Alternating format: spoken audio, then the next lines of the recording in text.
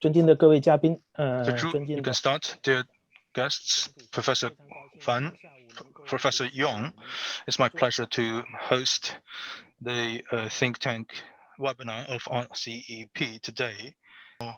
Cooperation.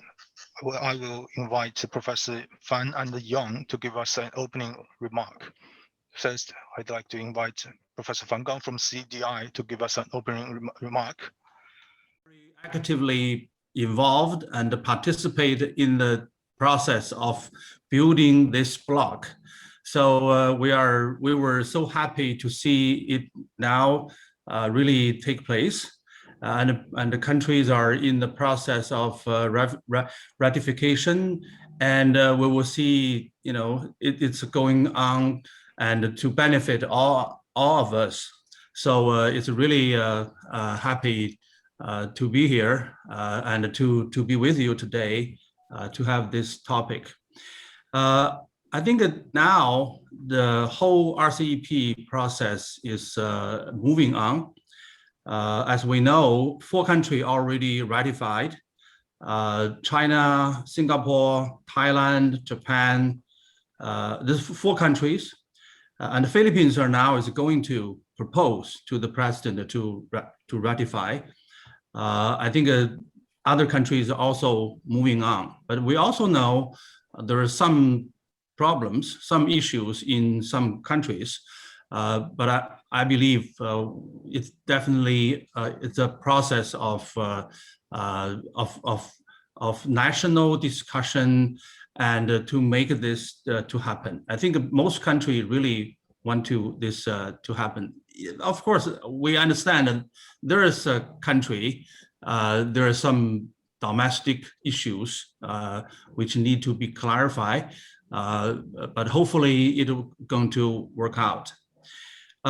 For China, my Chinese colleagues will discuss this further. For China, it ratified in March this year, and Chinese government claimed that we are 87% ready in terms of this 700 items of the treaty, and it's going to continue to work to make this 100% ready and to pursue our common goal that make this block to work in the early of 2022.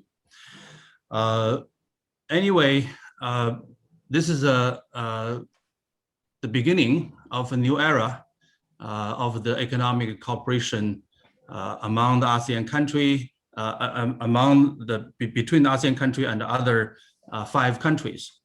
But definitely, we still need to look into the details, more details, on how is this process of ratification going in different countries. We definitely want to understand by our exchange, by our discussion, to understand the process of ratification in different countries. How is it going on? What the issue people raised, and how the outlook it could be. What the obstacles, what the difficulties, and what the uncertainties. We really want to understand. We believe that there is some uncertainties in some countries, and in the long run, what we should do, what we should do next, particularly what the next to make it really completed and really benefit all the countries. Also, we want to know, as a Chinese economist and Chinese think tank, we also want to know how the other countries to look up to China, want to China to do more in this regard, and how China should do to make this changes in China and in the relationship of China with other countries to make things more transformed more smoothly. Anyway, RCEP is really a very important agenda for China, and I believe it's a process. It's a program which will be very important for all of us in the region and all for the world. And the world is now facing a very variety of crises, variety of the problems, uncertainties. So hopefully this RCEP can help the countries, in these uncertainties. Particularly, it's important that if RCEP really can be implemented,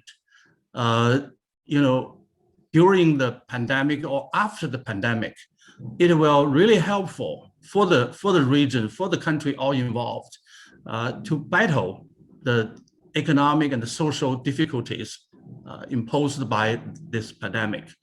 So that's additional historical importance of this process. So I'm really looking forward to our discussion, to all the opinions, to all your proposals from all the different countries to make this process more successful.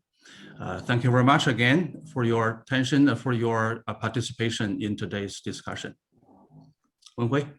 好，谢谢樊院长精 Thank 彩 you, 的。 Professor Fan, for your fantastic opening remark. Later on, we will have more opportunities to ask questions. Now, I'd like to invite the Professor Michael Young from the KSI Strategic Institute of Asia Pacific as the president, please. Thank you very much, Mr. Moderator, Professor Fan Kang, and other distinguished speakers, ladies and gentlemen. It's an honor for me to share some thoughts with you at this opening of this webinar.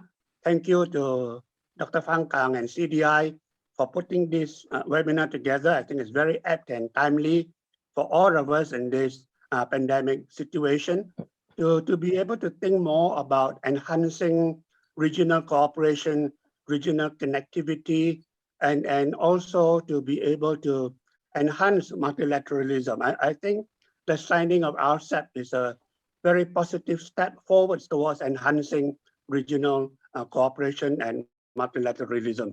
And I think that augurs well for our region. I think this year in particular is very important for China and ASEAN because it is also the 30th anniversary of the establishment of diplomatic dialogue relations, the dialogue relations between China and ASEAN, and having RCEP at this implementation this year, I think will further strengthen the China-ASEAN ties. Although RCEP is not just between ASEAN and China, we also have Australia, New Zealand, Japan, and Korea.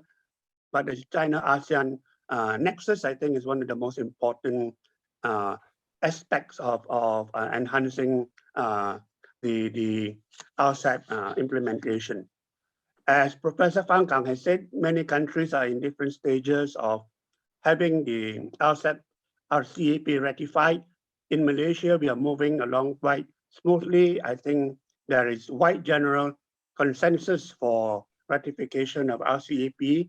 Unfortunately, at the moment, we are in a state of emergency and our parliament has been suspended. That's why this cannot be put to parliament yet. But we believe that with the opening of parliament, perhaps next month or in August, we could get the Malaysian parliament to ratify RCEP. And I think that would be good for our country and also good for the region.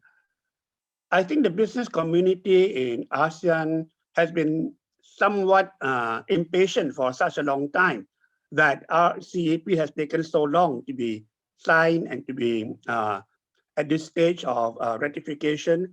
We are glad that it has now been done. I think the business community looks forward to enhancing cooperation with other countries to further benefit from the implementation of RCEP. I think what RCEP has achieved is that it has brought tariff barriers down. I think the goal is to reduce it to 90%. But what is also of greater concern to the business community is the need to reduce or eliminate non-tariff measures. One of the problems that we had in ASEAN is that when we had the ASEAN Free Trade Agreement in place, with the reduction of tariffs, there has been a huge increase in non-tariff measures. So we hope that for RCEP, the non-tariff measures would also be looked into and that we could see reduction or elimination of non-tariff measures as well. One of the leading US think tanks or broking institutions has predicted that RCEP would add US 210 billion to world income and US 500 billion to world trade by 2030. And I think that's a huge jump and that all of us would be able to benefit from this. And I think that's important that we work hard to realize the full potential of RCEP. The other important aspect that I think we need to perhaps bear in mind is the rate of digitization with a huge expansion of e-commerce and the digital economy and digital technology and innovation. I think that will be one of the key driving forces that will drive RCEP in the future. And perhaps our discussion can also look into this aspect as well. So once again, I would like to congratulate and thank Dr. Fang Kang and your team in CDI for this very outstanding webinar. And thank you to all the speakers for your willingness to participate and sharing your thoughts with us. Thank you, Mr. Moderator. Thank you, Mr. Yang. 谢谢杨主席。现在我们进入 Professor Yang. Now we are moving on to the first keynote sessions.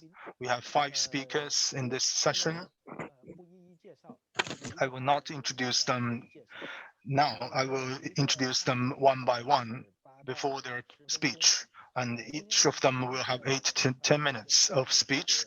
The first topic is RCEP, enhancing and building the more closer regional cooperation, like Professor Yang mentioned earlier. RCEP can reduce not only the tariff barrier, but also we need to have a focus on NTBs. And Professor Fan talked about the perspective of China in working with ASEAN countries. So with RCEP reduction in tariff, that could bring different challenges to different countries, but also with opportunities in mind. So from the speeches, we will hear their insights of this theme. This first speaker is Professor Zhao Jingping,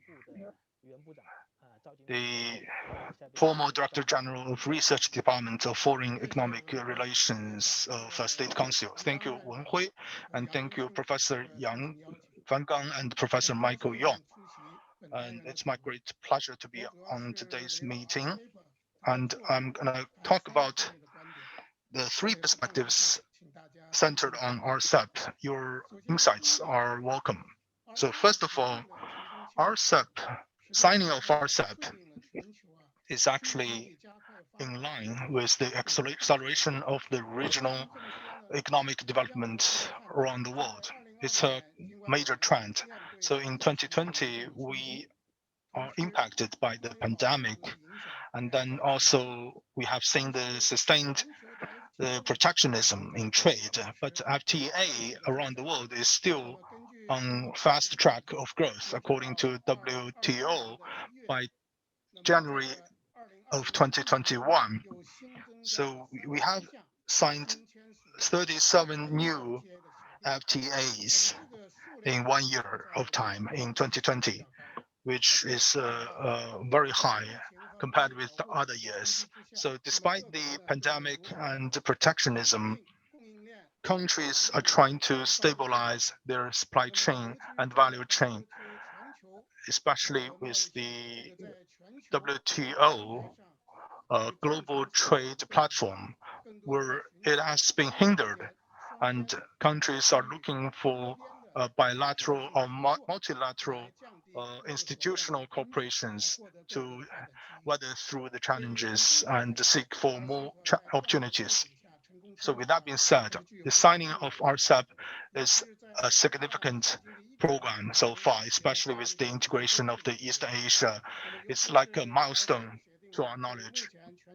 And RCEP, as the largest free trade agreement in the world, is not going to have implications on the regional economies, but also on the globalization of the economy in a very positive way.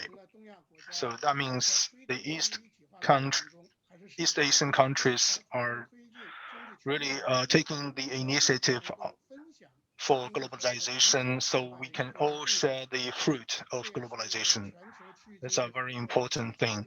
And that is also the trend of the global trade and economic cooperation. That's my first point to share with you. The second point, I think we need to seize the opportunity of digital economy, which is now the leader of regional and multilateral cooperation. Like Professor Yong said earlier, we can see in recent years, the RCEP, signing of RCEP is also happening in front of the digitalization, where there is a nexus of the digital economy with other trade and activities. According to the United Nations, in 2020, the major 7 countries, including China, UK, US, Japan, Korea, so the major 7 countries, the social consumption retail value accounts for 19% of the total consumption, which is 3% higher than 2019. And the online transaction in 2020, despite of pandemic, is actually growing by 22%. And the top 7 countries, the social consumption is declining by 1%. However, the online transaction is growing by 22%. And the cross-border e-commerce is also accelerating. In 2019, for instance, in China, we had 105 billion US dollars for cross-border trading transaction. The second place is the US, and followed by Hong Kong and the UK. So we are embracing the new era of digital economy, and the RCEP is actually consistent to this trend. And in the document of RCEP, it includes chapters and articles about cross-border e-commerce, trying to boost the digital economy. For instance, it says the members need to maintain the tariff-free regulations on cross-border e-commerce, and the members need to work together to establish regional cross-border e-commerce regulations. So this chapter and articles of RCEP is very important for the future, especially when it comes down to the digital economy. We are bringing new spaces for trade and economic growth for all members and for the entire world. And the regulation or legislation of cross-border e-commerce can also make reference to RCEP in the future, because WTO is also having internal discussion on cross-border e-commerce regulations. As RCEP members, if we can reach our consensus, I believe we can take the lead in regulation and legislation of cross-border e-commerce on the WTO platform. And third point from my side, China is going to continue to become a proactive supporter and executor of the regional cooperation. And in our process of promoting FTAs in the past, China has played a very important role to enable economic growth and open up China economy. And we are also deepening the mutual beneficial relationships within the organization. So I used to have an estimation in 2020 compared with the 2015, the trade with our FTA partners has been growing and contributing to, I believe, 1% of the economic growth of China, especially when the relationship between China and ASEAN countries.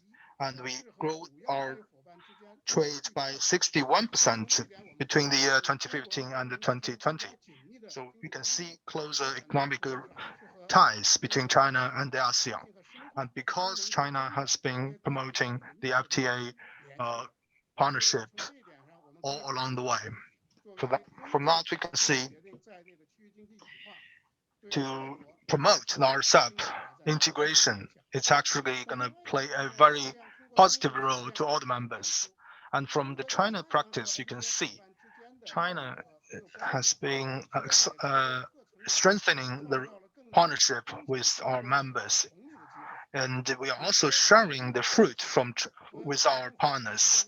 For instance, looking at the trade growth, the import growth is actually much higher than the export growth.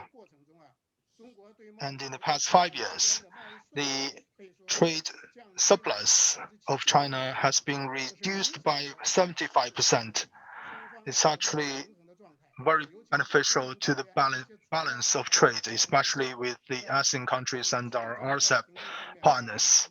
And we are striking a balance of import and export. And the economic growth of China is now a very important driver for the other countries so far. The import growth of China, according to my estimation, are actually contributing to those exporters by 15.5%, so which is higher than the global average. That means that China has been promoting FTA, and the import of China has been an opportunity to exporters for China. And going forward, China will continue to be a supporter and promoter of the regional cooperation. And we will share with the other countries about the achievements we have got in the past. And that's going to be very important for the sustainable development of RCEP. That is my 3 points to make. And thank you very much. And your comments and opinions are welcome. Thank you, Professor Zhao. And Professor Zhao talked about the digital economy and cross-border e-commerce. It's going to play a very important new role in RCEP. And he also talked about the expectations for China and ASEAN countries for RCEP. The next speaker is Professor Tai from Singapore. Now let's welcome Mr. Professor Tai. Thank you very much, and thank you for inviting me. It's a great honor to be joined this group. As Fang Gang said, many of us have been talking and positively about RCEP for many years, and I'm pleased to see it move forward. I want to treat the subject of RCEP today more in terms of strategic policy and trade, rather than the technicalities of the agreement itself, if I may. And if, of course, there are questions about the more technical aspects, we can deal with them. I would like to say broadly at the start some political points in the context of RCEP and leading to its ability to be ratified. And secondly, then the agreement itself and the opportunities going forward. I think on the context, one of the biggest questions is how much RCEP can really do. I think for the members in our region, it is a very important agreement potentially. It is worth doing. But I am a bit reluctant to say that RCEP can really help the world trade. I think that the problems of world trade run much more deep than we can effect. This is particularly the strong spirit of nationalism in some countries in the West, and of course tensions between America and many countries. Even though President Trump and America First has gone, that sentiment still lingers I think it will be an effect on the global trade, the global economy that we in Asia cannot on our own deal with. But we can do RCEP for our own economic benefit, as the speakers before me have said. So my second point about the context, I think, is to discuss some of the concerns and delays. I think what Michael Yeo has said, that in Malaysia's case, it's delayed because the parliament is not meeting. I think that's understandable and it will be solved. But I think there are three other types of delays which I'm more concerned about. The first, to be frank with our friends from China, is a kind of discomfort among some countries with their economic relations with China. Either China has come up so fast, the competitiveness of various sectors has become very real, or in some cases, there are, I would say, in a way, political issues that have led to sort of trade becoming a manifestation of the differences of opinion. And I think unless these are really, China does its best to try to soften and to, in a way, de-link RCEP from these kind of tensions, there will be some challenges to ensure the speedy ratification. More broadly, there is some talk where China is the main beneficiary. I myself don't think this is very fair. Since China is the biggest economy, of course, it will have the most benefits. The key part, I think, is for us all to see that the faster we all deal with this, the faster we will all benefit. Singapore obviously cannot be the main beneficiary in terms of scale, right? So I think this is where I move on to my second point about this political context. ASEAN claims centrality of many issues, and RCEP has been misunderstood that anybody but ASEAN was chairing it and pushing it. Now it is time for ASEAN countries to have the confidence, having seen it to the end of negotiation, to ratify and move ahead to the benefit of all.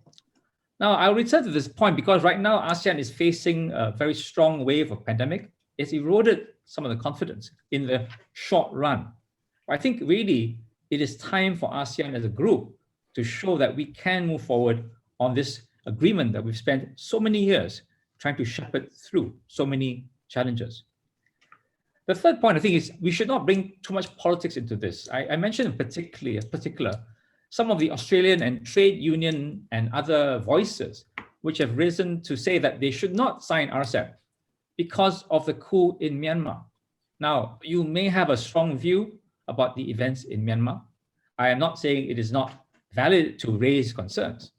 But if the governments of Australia and New Zealand do not sign RCEP because of the coup, they will not only exclude Myanmar, they will exclude the bulk of their export and economic partners. And this, to me, is over politicization. So I'm trying to say that China must again provide some assurance, ASEAN must have confidence, and the more Western economies which are part of RCEP should not over politicize this agreement.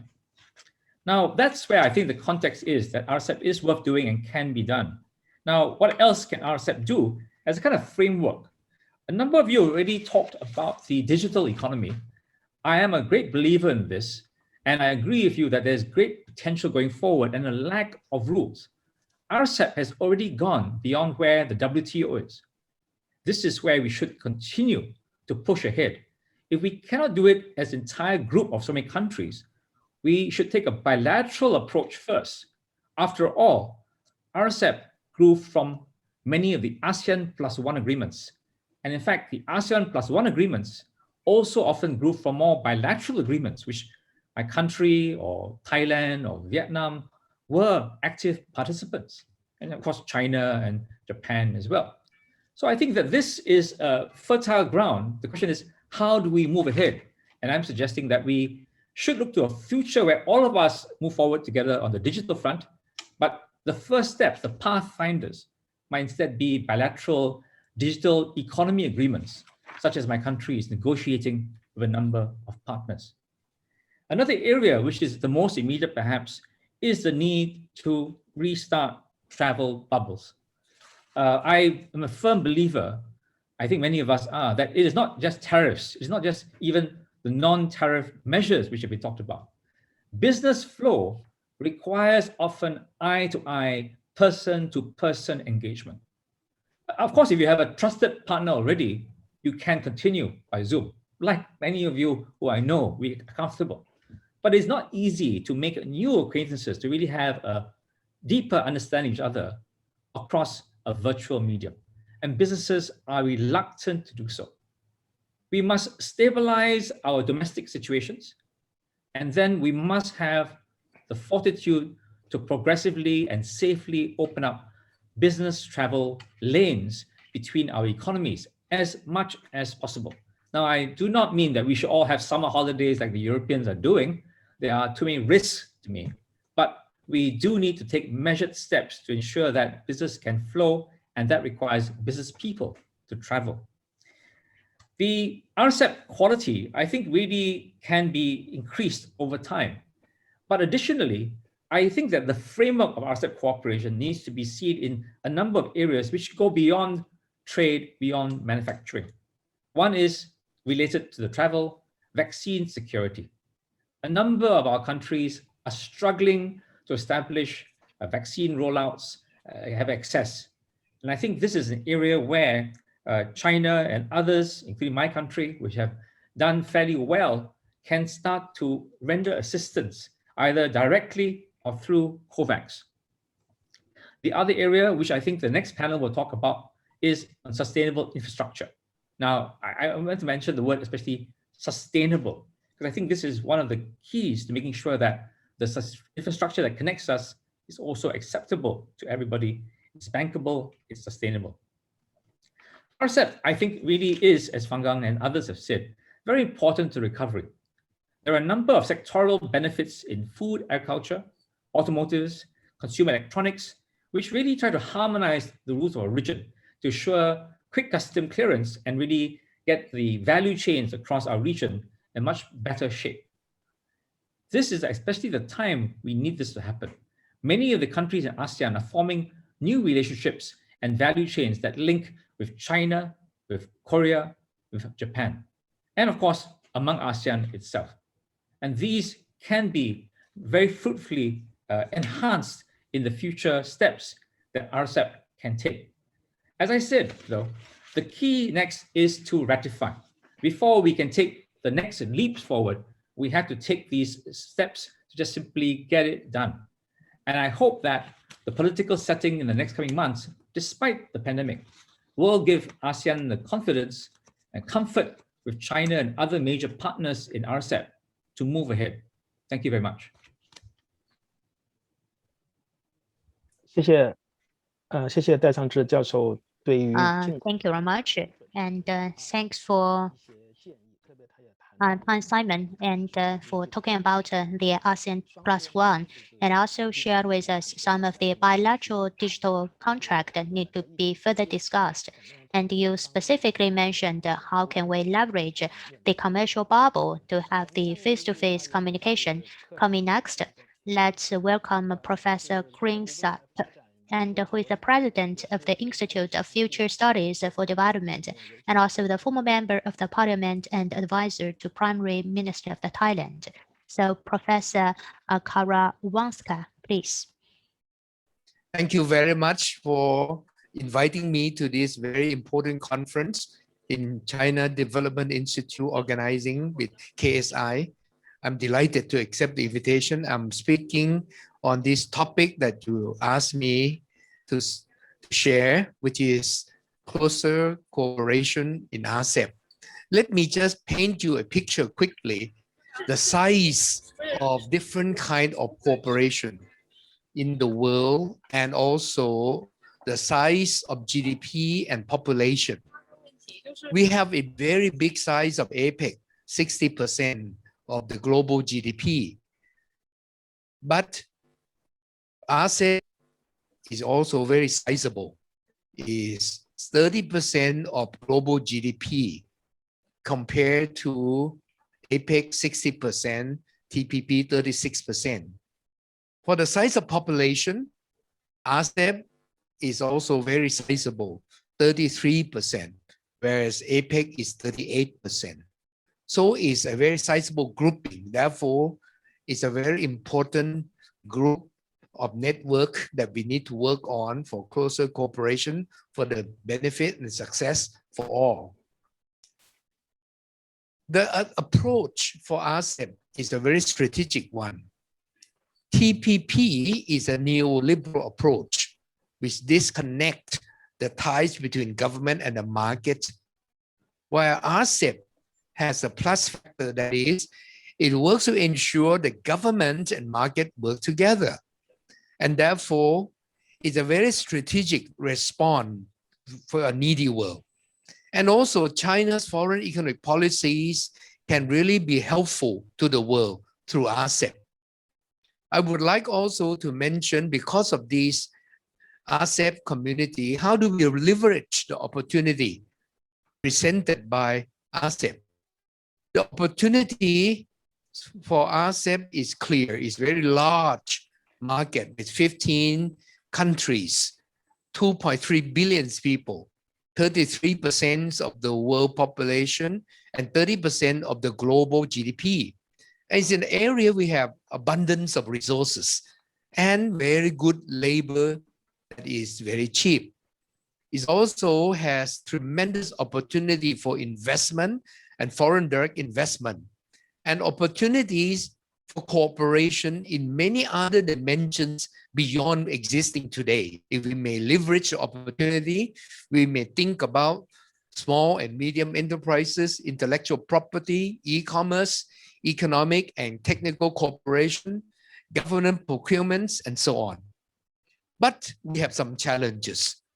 We have many countries involved, and therefore the negotiation for us to work together would be very difficult and tedious, and we need to really face this challenge properly. In the future, we may have India joining. Therefore, we have 16 countries. Now, the existing free trade areas are already have in place. For example, ASEAN-China, FTA, ASEAN-Japan, Comprehensive Economic Partnership, ASEAN Republic of Korea, ASEAN Australia, New Zealand, ASEAN India, for example. So there's some skeleton that's already there that we can work on. But the challenges are there are many countries that never had any free trade areas before. For example, China versus Japan, China versus India, Japan versus South Korea, Japan versus New Zealand, for example. So these are some of the challenges that we need to work on to overcome for RCEP to be much more dynamic for closer cooperation. Also, the member countries are very different. We have country which is very tiny in population like Brunei, 500,000, and China 1.4 billion people. So the size are very different across the entire RCEP. Also, the level of development are very different. There's some high level development level like Japan, Korea, Australia, New Zealand, and lower development level like Myanmar, Cambodia, and Laos. Therefore, the challenges are quite huge. Yet, there are more challenges of conflicts that are going on between member countries. We can see the difficulties between China and Japan to work together is because of historical conflicts, or Japan and South Korea, Philippines, Vietnam, and China territorial disputes in the South China Sea. But these are things that we need to overcome. It can be overcome. Closer cooperation needs to take into dimensions of some of these potential conflicts that need to be sought out. Leveraging the opportunities, how do we do that? Utilization of free trade areas are not uniform. The Thai-based company have utilized FTAs for 47.32%, Malaysia 24%, Vietnam 31%, Indonesia 16-17%. That means we still have room to utilize our FTAs. But why are the rates of utilization are so low? Maybe we need to overcome some of this problem for closer cooperation. One, we must have information flow even more. Two, we must have proper margins of preferences. It's also overcome delays and administrative costs associated with documentation and compliance with the rules of origin. These are some of the problems we need to work to make us have more leverage over opportunities. We need to make access easier, access of information. We need to improve government websites and helping desks so that people can get help on possibly with one-stop service solution. We must make use of better and of other available channels, providing relevant seminars like this, conferences, consultations, briefings, so that it brings information across into the vast populace. We also need to increase the benefits of joining RCEP and working within RCEP. For instance, my suggestion would be push down the non-tariff barriers, bring it down as much as we can. Support the production standards for improvement of standards, easier access to the market, and improve logistics, matching entrepreneurs among all these member countries. These are some of the direction roadmaps we can do to leverage the opportunities.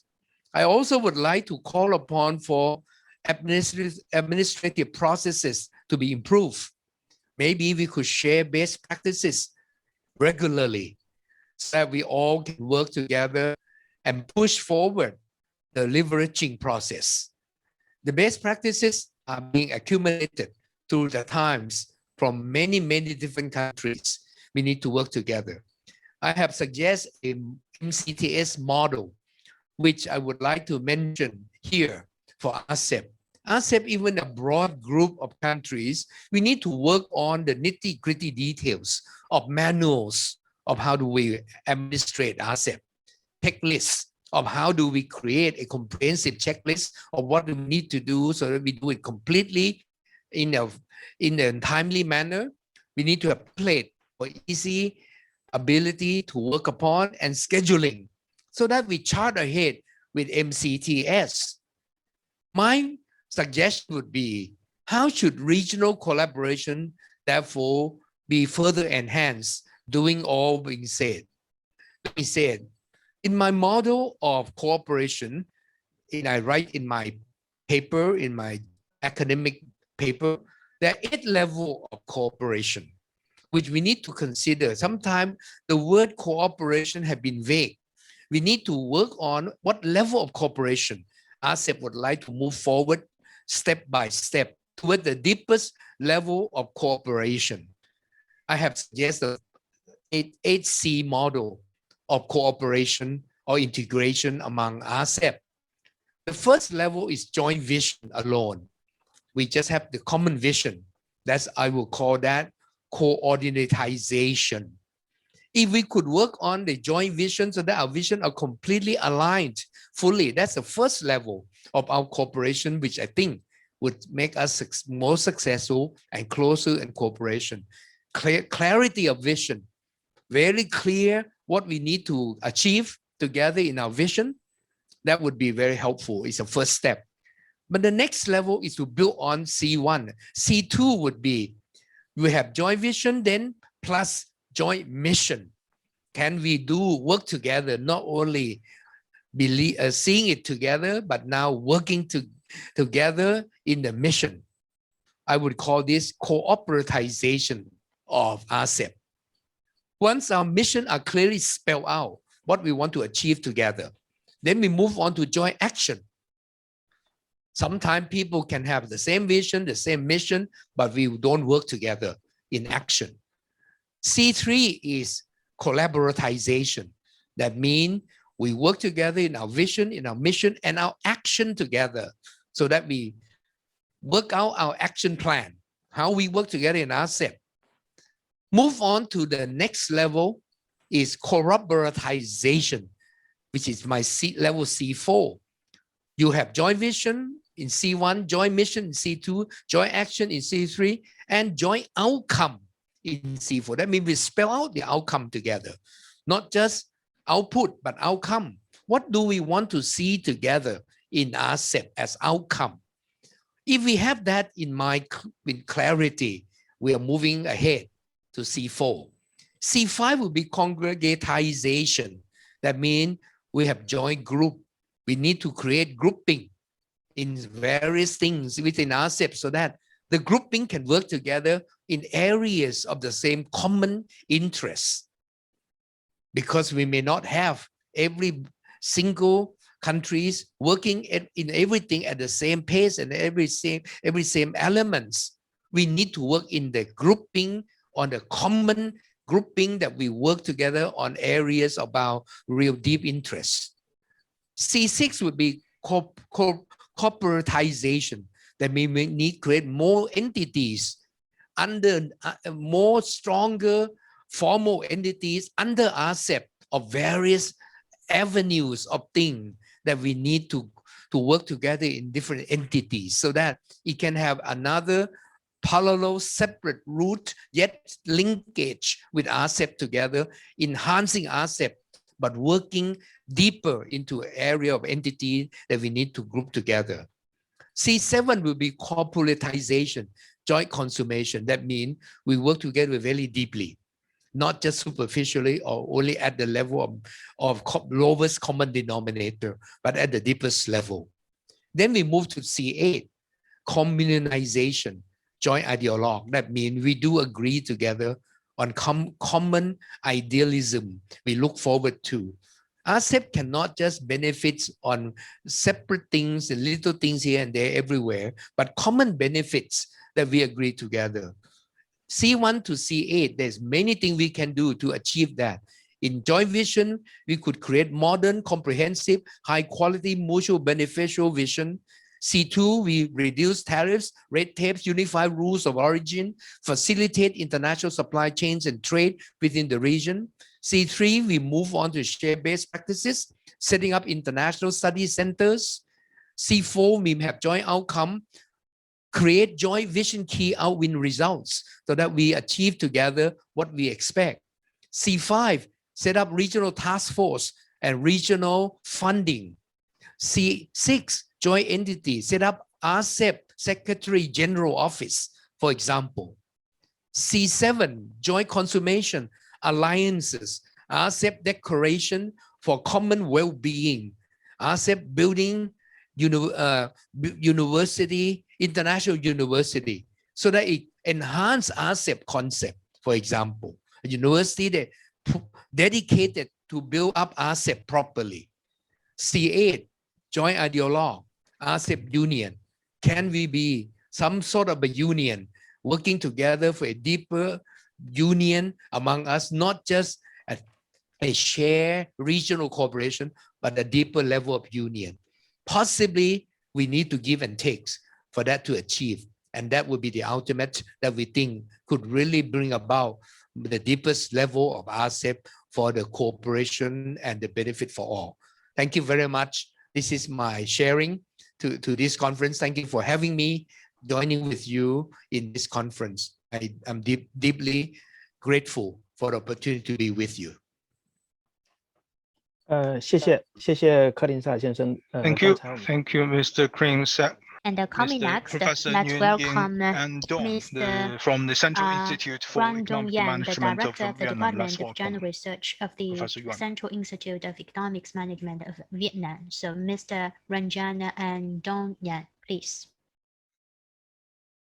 Okay, so good afternoon from Hanoi. Before I start, I'd like to thank the organizers for the opportunity to be here and to share some of the perspective about RCEP that I have. And I had the publications on RCEP a couple of months ago, and we had submitted it to different agencies and the research academy, and we had a version in English so that we can send that one to you if you're interested. Basically, talking about the RCEP, we should note two things about the current context. The first one is that unlike the period from until 2019, the period from 2020 start to see a mixture of both trade restrictive and trade liberalization measures. So we've seen both trends One to trying to restrain trade, and the other one is trying to liberalize trade, and especially the trade liberalization has been elaborate more on in terms of the access to essential goods, especially the vaccines and medical supplies. And the second issue, in the context is that Vietnam is promoting economic recovery from the adverse economic consequences of COVID-19. And so in that, we have adopted a comprehensive approach incorporating the effective implementation of the FTA. So we have the CPTPP, we have the FTA with the EU, and we also saw that the RCEP could be another significant instrument to have implement the recovery policy. And the other one, the other viewpoint in Vietnam is that we need to talk about fostering linkage between the FDI and the domestic firms. And in this context, the RCEP can bring about the new opportunities that the foreign investor may have the chance to have more consideration of going to Vietnam or working with Vietnamese companies in the regional supply chain. So in our economic integration roadmap, RCEP is not the last one, but it builds on the progress we have with the other FTAs, including the FTA with ASEAN countries, the FTA, the other major FTA we had.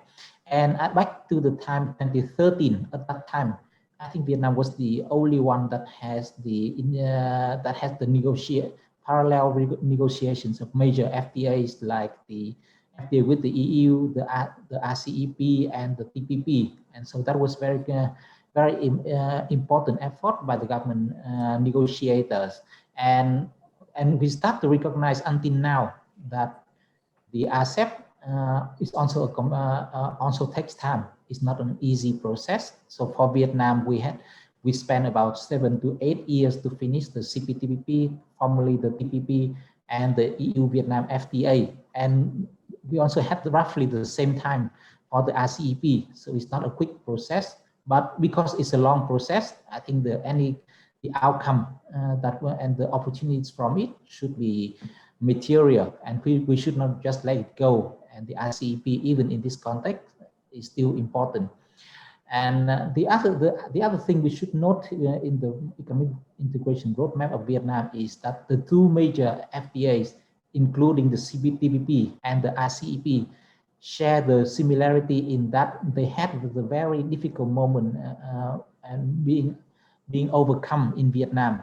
So the CPTPP, we had the pivotal meeting on the margin of the APEC summit meeting in 2017, and we had the RCEP signed on the margin of the ASEAN summit in 2020. And Vietnam was the host of the APEC in 2017 and the host of ASEAN in 2020. So that has very important part to play in our approach. And the other thing I should note is that for me, I think the RCEP also brings about new dynamism for the APEC, Asia Pacific region. When we had the RCEP signed last November, I had a publication saying that, okay, people may get back to APEC talking about the roadmap to the FTA for Asia Pacific, which we call the FTAP. Please be reminded that in 2016, the APEC leaders has annexed to the statement saying that the RCEP and the TPP would be both the pathways for the FTA-AP. And now we have both CPTPP, we have the RCEP as well. So we are comfortable with the pathway to FTAP. So, and I think the intentions, the attention to FTAP has been renewed at this stage. So as for Vietnam, certainly we have a number of research and quantitative assessments saying that the RCEP may have improved the exports and national income. And some of the studies also mentioned that the RCEP has trade creation effects rather than just trade divergence. So it's not just about trying to take trade away from the RCEP members with other countries, other non-RCEP countries, but it also create new trade for the region. And especially in the context of the COVID-19, when various countries in the region are projected to recover relatively early compared than those outside the region, then the RCEP ratification would bring about the opportunities, not just for trade, but also for economic recovery for the one concerned. And we also note that the institutional impact, which we often talk about when we refer to CPTPP and EVFTA, but the institutional impacts may also be relevant in the case of the RCEP. Of course, there may be some concern that RCEP has more modest requirement than CPTPP and EVFTA, but still it also has attempt to adapt to new areas, such as the commitment related to to the work plan related to ISDS, to e-commerce and things like that. So effectively, it's quite close to the new generation FTA. Certainly, we take note that there are certain areas like commitment in service liberalizations. The dispute settlement mechanism under the RCEP should have some room for improvement, but at least it is better than the traditional FTA. And certainly for us, we also have some concerns about the existing issues such as the trade deficit and the mitigation of the supply chain disruption during the shocks. So we know that the RCEP can lead to impacts like deepening the regional supply chains and things like that. But there are also some growing concerns about the trade deficits and supply chain disruption as we used to see during the COVID-19 situation. And this kind of thing have been discussed more publicly in Vietnam. I think when we had the CPTPP and the EVFTA considerations, the talk and the debate about the trade deficits, the competitiveness issue has not been a concern. But with RCEP, it has been more publicized. And that also reflects the growing concerns, but it also reflects some attempts to build greater consensus toward the implementation of RCEP. And we propose a framework for effective implementation of RCEP in Vietnam. And on the one hand, we would need to build the domestic institutions, and we have to adhere to the standards in the new generation FTA, such as the CPTPP and the EVFTA. And with that, even though we don't have the commitment as in the RCEP, maybe we still need to implement the unilateral reforms to adhere to the international best practice. And we also need to promote the ASEAN centrality, as I think this one has also been mentioned by the earlier speakers. And the third point that we need to talk about is to renew the support of Vietnam to the multilateralisms. And with that, I think ASEAN, APEC, and WTO are going to be increasing importance to Vietnam. But certainly, outside the external framework like that, we also need to improve the domestic policies, and certainly the attempts to control the COVID-19 pandemic is the prerequisite. But we also need to pay attention to other areas such as the trade policies, investment policies, and the bottlenecks related to infrastructures and human resource. And also we also need to improve the microeconomic reforms such as the doing business indicators that may affect the operations and efficiency of the business community in Vietnam. But even in that respect, we are not on our own. I think we can get some technical assistance and at least the shared knowledge from members in the regions. And we also note that the RCEP also allows for that kind of technical assistance by the Economic and Technical Cooperation chapter. I think that is also an important effort by RCEP, and we should make use of it. So having said that, I think for Vietnam, RCEP is going to be important, is going to be valuable, and going to be growth promoting. But we need certain preparation to implement it. And with that, thank you very much for your attention.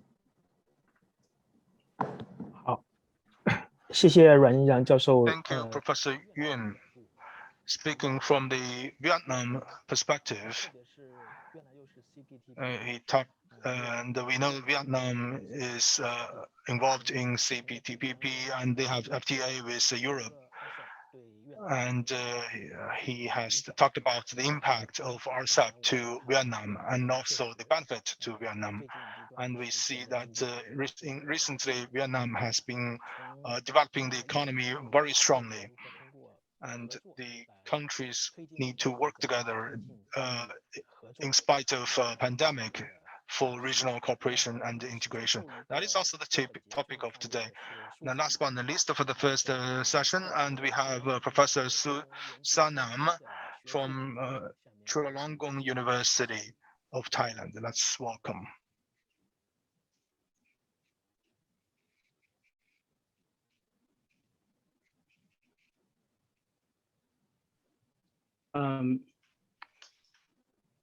Nin Hao, good afternoon, and Sawadee Krap to every participant. First of all, I would like to take this opportunity to say thank you to the organizer who invite me to join these prestige forums. Based on my invitations, I would like to present my presentation about the RCEP, Building Closer Regional Corporations. And I would like to explain and elaborate more about the way forward, the effect of RCEP that inspires not just only the gain from trade, not only on the trade balance, because I think RCEP is more than just the FTA. But from my opinion, I think RCEP is more like an opportunities. RCEP is the opportunity to strengthen the regional value chain, to support the recovery of the global value chain. RCEP is the opportunity to create ASEAN and dialogue partners to be part of the GVC. And last but not least, RCEP is a good starting point for preparing member states, especially the countries who doesn't have much FTA right now, for other more complicated trade negotiations. And this is the 3 points that I would like to elaborate today. Let's start from the first one. I think all of us already noticed that GVC is very, very important. There are so many research work, there are so many academic papers that prove, and of course collected by the World Bank in the recent World Development Report last year, 2020, under the theme of trading for development in the age of global value chain. World Bank tells us that global value chain can continue to boost growth, create better jobs, and reduce poverty. Hence, during the times of the economic turmoil ignited by COVID-19, we need these 3 things more than other things, right? Economic growth, better jobs, and reduce poverty. And by the study from Boston Consultant Group, we see these 2 pictures. The global value chain before COVID-19 pandemic, total value is about 18 trillion US dollars. This is the pictures on the left-hand side, exhibit 1. As you can see, the global value chain seems to assembly by 3 ingredients or 3 regional value chains. These 3 regional value chains are regional value chains located on North America, another one in European continent, and the most important one is on the far right-hand side of the map, which is Asia. As you can see in Asia, we see China, ASEAN, Japan, Korea, and India as the major pole, as the major node of this regional value chain. And these 3 regional value chains assembly into the world global value chain. As you can see, there's the clean flow, which means the number of trades, the value of trades keep continue increasing from the year 2015 to the year 2019. Unfortunately, during the Trump administrations, you see the red flows between US and China because of the trade war initiated by the US side. And then there's also the flow that paint in black, which means the growth rate of that trade flow is not, it's close to 0. However, these 18 trillion US dollars collapsed because of COVID pandemic in the year 2020. And Boston Consultant Groups, based on the data from UN Comtrade, OECD, and World Economic Forums, forecast that this year, 2021, the global value chain hit the bottom already. We are at the bottom of the value. And by this year, this global value chain will keep growing again. And will come back to the value of 18 trillion US dollars by the year 2023.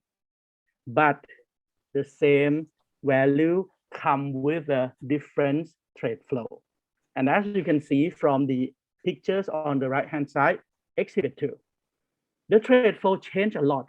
You don't see much of the big clean flow. Most of the flow you see seems to be red, especially between US and China, between European Union and China. That means the trade value between these three major powers in the world seems to contract significantly. But the green flows seems to flow and enlarge more and more with the flow from US to ASEAN, EU to ASEAN, China to ASEAN, ASEAN to Australia. And of course, integrating ASEAN into this global value chain, like I told you earlier, which will create jobs, it will create economic growth, it will reduce poverty. That means ASEAN needs to be integrated into this growing GVC and gain this momentum of the upcoming global value chain in order to create job, economic growth, and reduction poverty in each member states. And in order to do that, RCEP or the RCEP, Regional Comprehensive Economic Partnership, seems to be the best tools in order to help us, assist us to integrate it into this global value chain. Hence, this is the first point that I would like to mention today. RCEP will strengthen the regional value chain and of course, help support the recovery of the global value chain. And at the same time, it also creates opportunities for ASEAN and of course, our dialogue partners, China, Korea, Japan, Australia, and New Zealand to be part of the global value chain.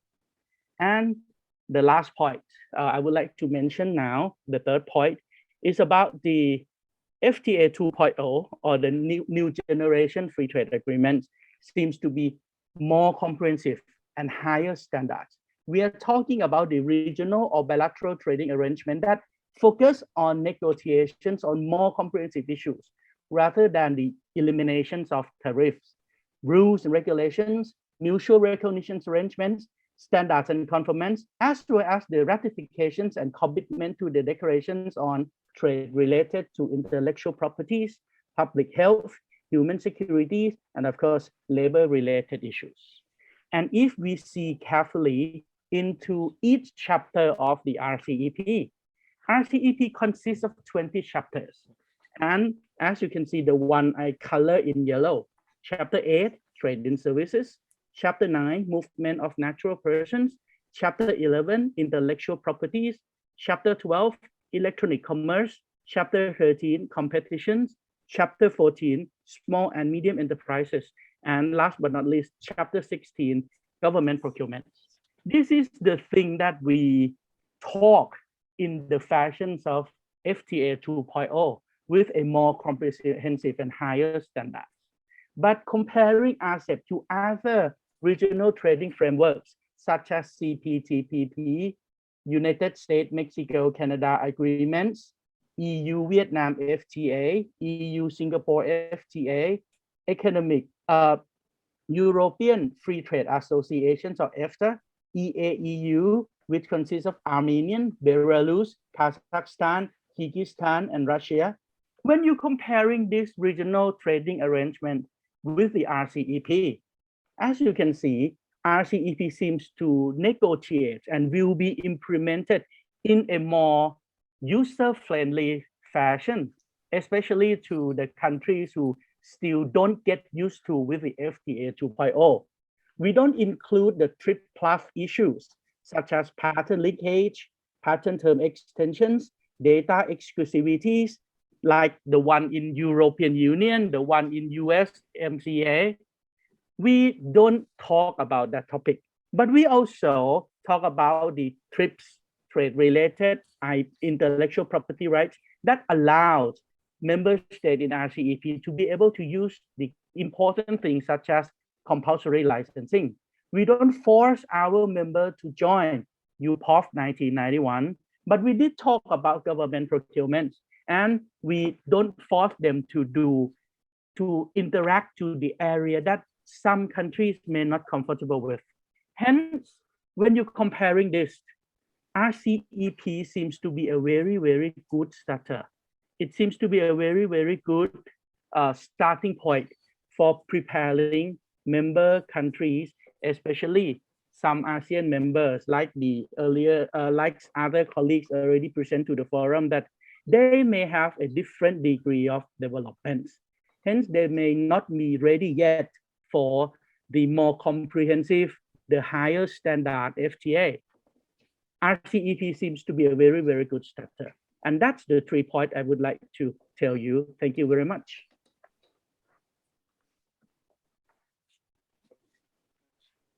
好，非常感谢苏萨 Thank you very 南 much. Thank you. Thanks for your wonderful presentation and especially sharing with us the global value chain and how the changes been made before and after COVID-19. And you also specifically mentioned about how RCEP can bring the great opportunities. I think we're still going to have another 10 minutes. So I think we can leverage the following 10 minutes to do some QA, because we have professors and scholars from different cities and countries. So I think we can raise questions to each other, and we can also open the opportunities for the participants online. So let's see if there's any questions from our audience online or from our participants. Thank you.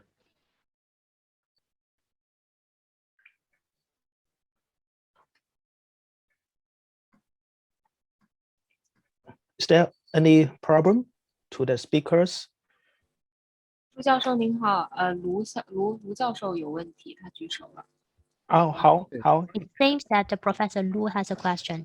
And let's unmute Professor Lu to raise a question, please. Hello, good afternoon. Can you hear me? Yes. Just now, I heard wonderful presentations from scholars from ASEAN countries. I have a specific question to our Vietnam representative. And he mentioned it probably takes 7 to 8 years for RCEP to be implemented. I'd like to ask what's the reason? And for Vietnam, and what about the progress of RCEP implementation? Thank you.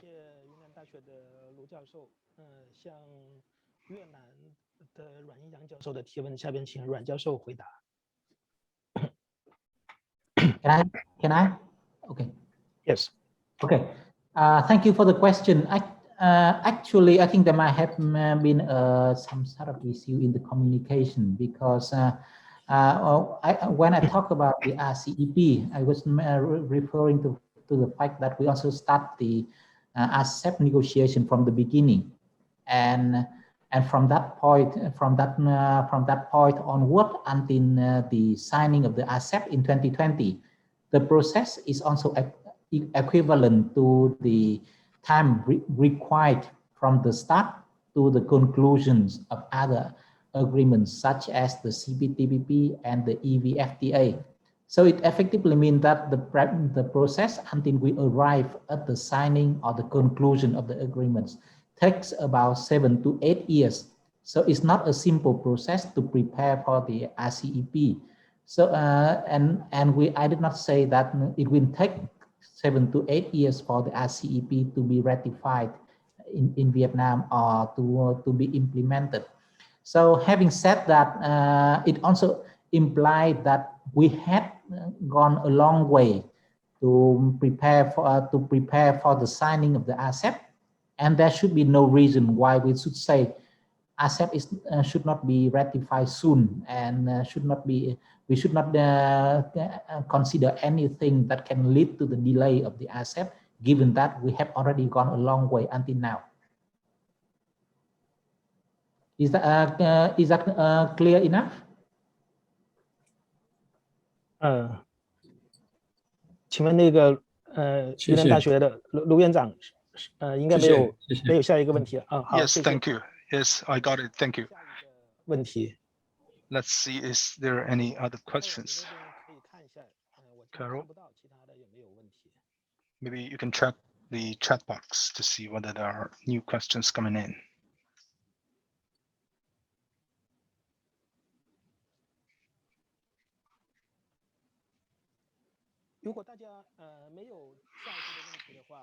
if there is no more questions so far, I guess we can move on to the next session, because we will continue to talk about the similar topics, and the questions can be raised later after the second session in that Q&A. Is that okay, Carol?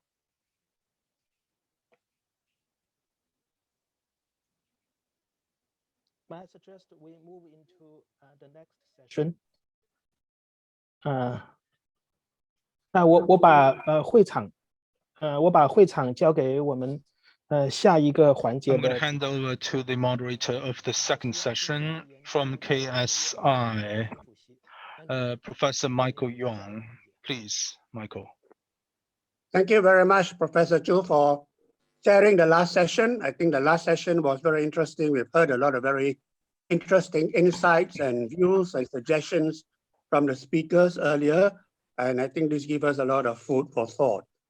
For this second session, we'll be looking at the synergy between RCEP and the Belt and Road initiatives, and how we can synergize cooperation between both BRI and RCEP. So the first speaker for this session I'd like to invite to speak is Dr. Rizal, Head of Economics at CSIS in Jakarta, Indonesia, which is the leading think tank in Indonesia. So without further ado, may I invite Dr. Rizal to address us. Thank you very much, Tan Sri Michael. A very good afternoon to all of you. Ladies and gentlemen, it's been really an honor for me to have a chance to share my thought on a timely topic on RCEP. And since this session would also like to look at about the BRI, I'm going to share my view and my thought on the synergy of RCEP and BRI.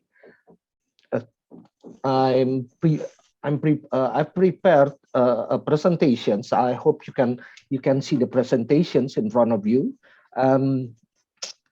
So to start my presentations, allow me to present the background or the context of RCEP and BRI in this regional integrations efforts and initiative. Of course, we all know that the integration process, the regional integration process, has been going very well during the last 3 decades. As you can see, like this simple indicator, the intra-trade between economies in Asia Pacific has increased from 28% in 1988 to almost 52% of the trade in the region, during the last 30 years. But in my opinions, this integration and this intensive integrations in the regions mostly is the market-driven integration. So this is one point that I like to highlight, that the developments that has been going on in the region is mostly market-driven integrations. The so-called development of the Factory Asia, the so-called global value chain in the region is mostly have been fought by multinational enterprises and other forms of transnational business activity. Of course, later on, the more formal integration initiative also came into the equations, starting from the ASEAN Free Trade Area in 1992, and then several others ASEAN initiative, also bilateral initiative among ASEAN members. Those are already supported the market-driven integration that has been going on for around 3 or 4 decades. But those trade agreements, those formal integrations focus mostly on tariff reductions, which of course supported the trade in intermediate inputs. but the effect for this formal integration, the trade agreements among economies and countries in the region is basically very limited.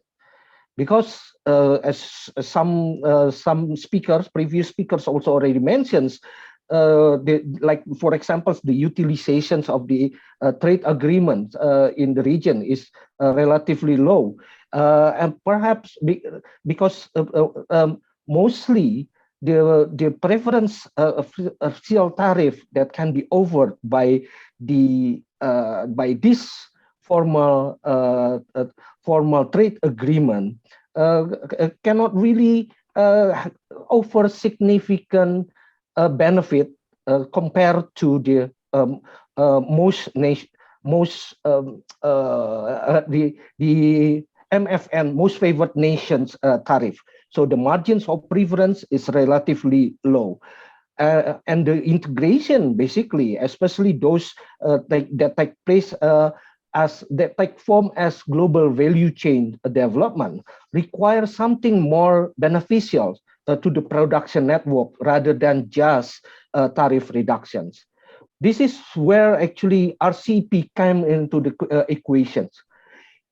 It provides more facilitations to the developments of global value chain, to the development of production network that involve nexus of trade, investment, service, and knowledge transfer.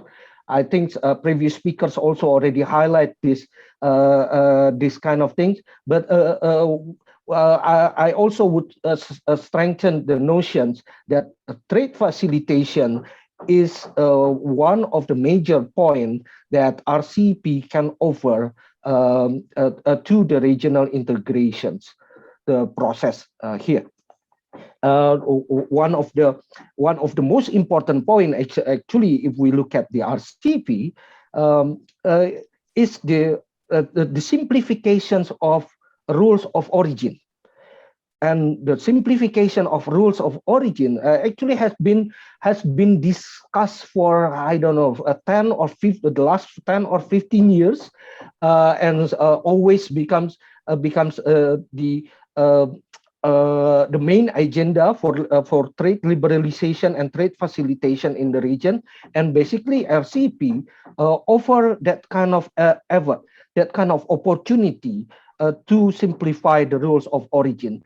And these simplifications will also take up the integrations, the developments of production network in the regions to another level.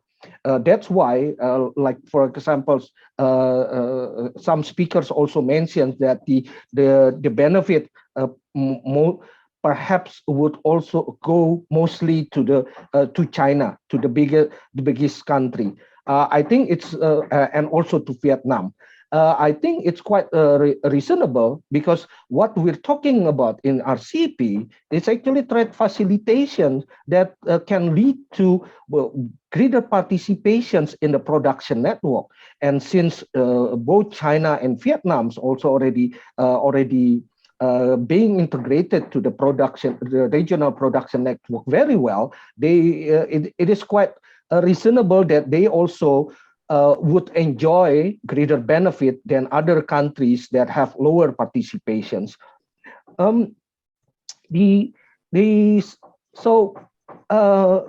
Against what my point is that RCEP provide trade facilitation for the development of production network in the region.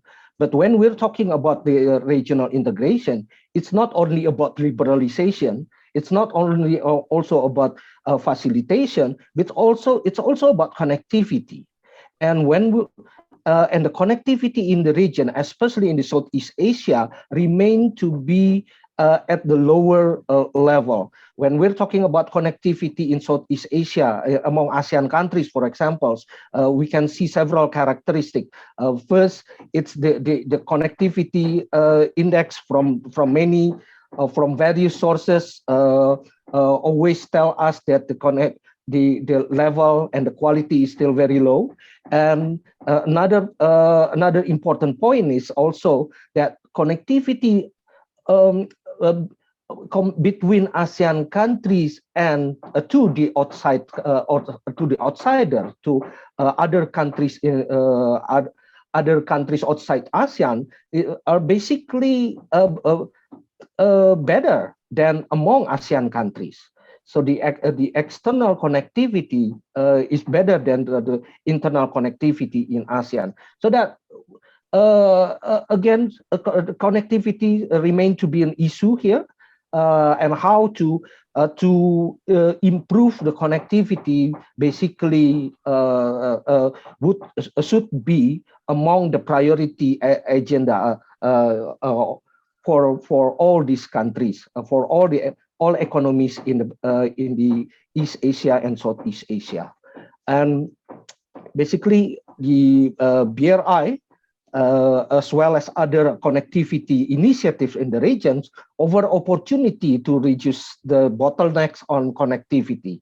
And as we know that the connectivity is central to the BRI team, and ASEAN countries basically need to invest more and more on infrastructure development, and also need a lot of support from other countries, including also from China in this BRI. And when we're talking about the post-pandemic era, the connectivity is even more important, especially when when we look at the digital transformations that has been going on very rapidly during the last 2 to 3 years, and this BRI as well as other connectivity initiatives in the region basically provide solution for those connectivity issues in the region. And BRI also introduced us on the comprehensive perspective looking at connectivity, including also digital connectivity.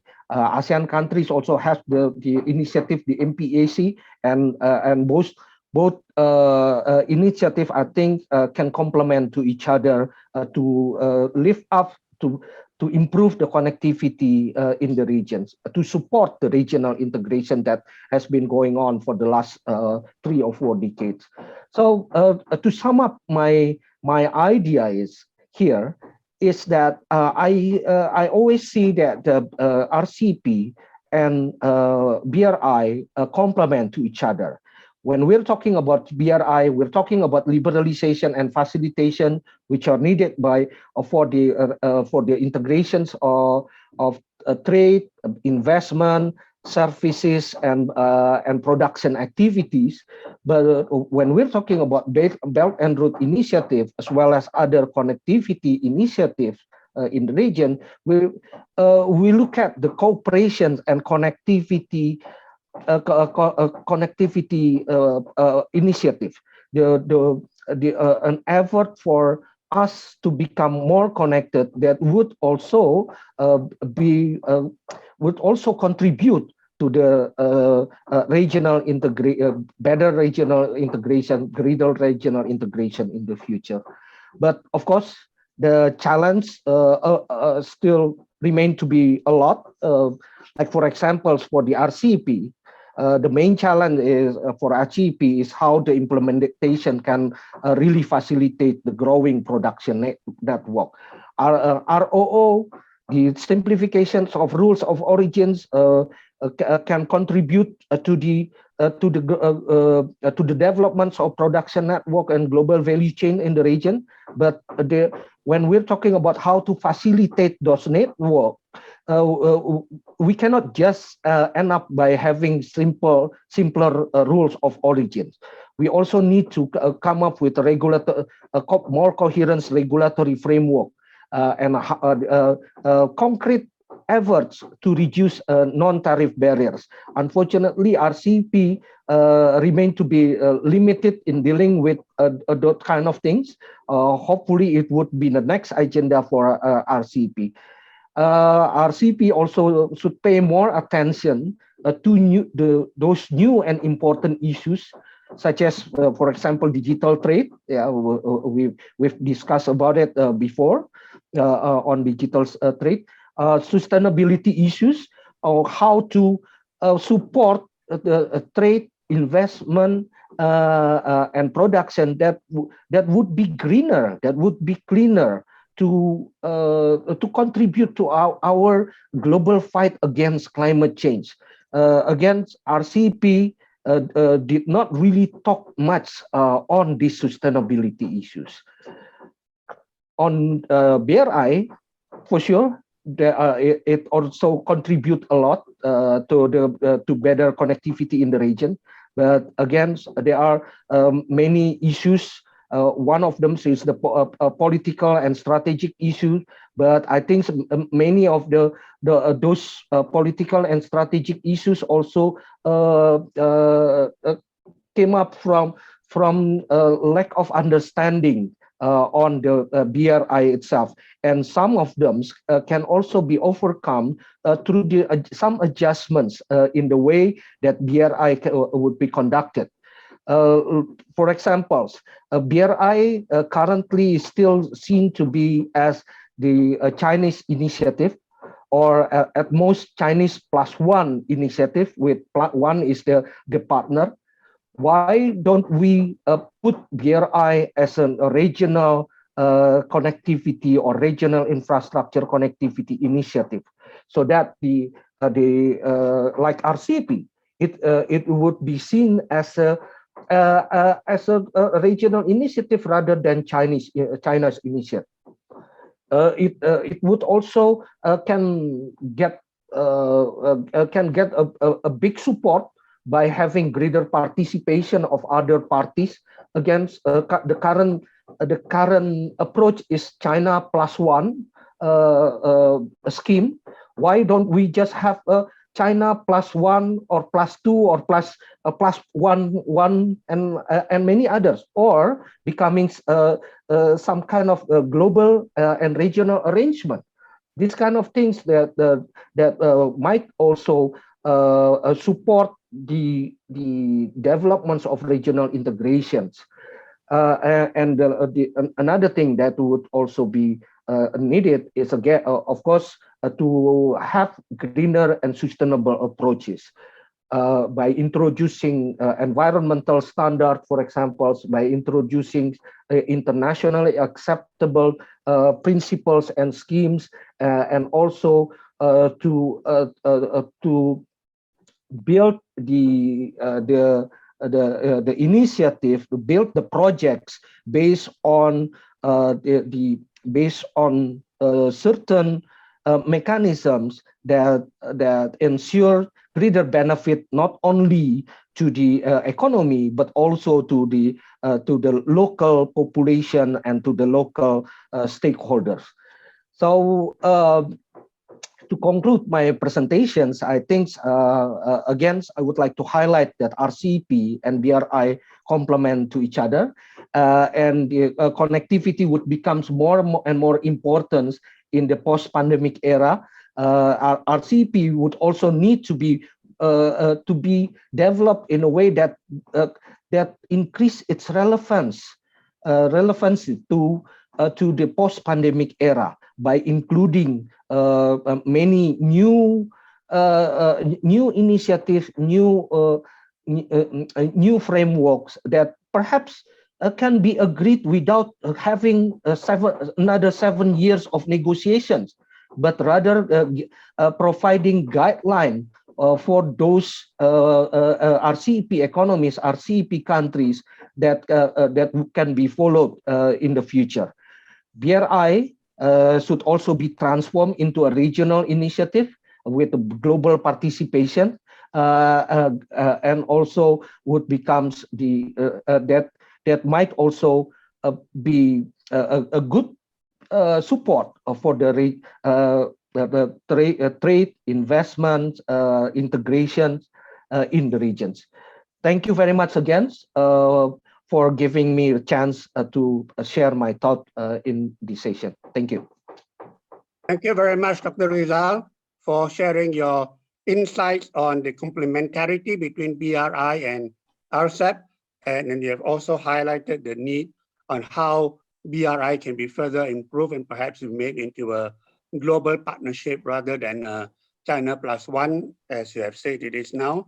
But we think that BRI has been benefiting many countries in Southeast Asia, particularly in terms of improving our transport infrastructure in roads, in rails, and in ports and shipping. So I think the benefits of BRI can be further enhanced. May I now invite our next speaker, Professor Santa Rita, Director of Asian Studies Center in the University of Philippines, to address us. Professor Santa Rita.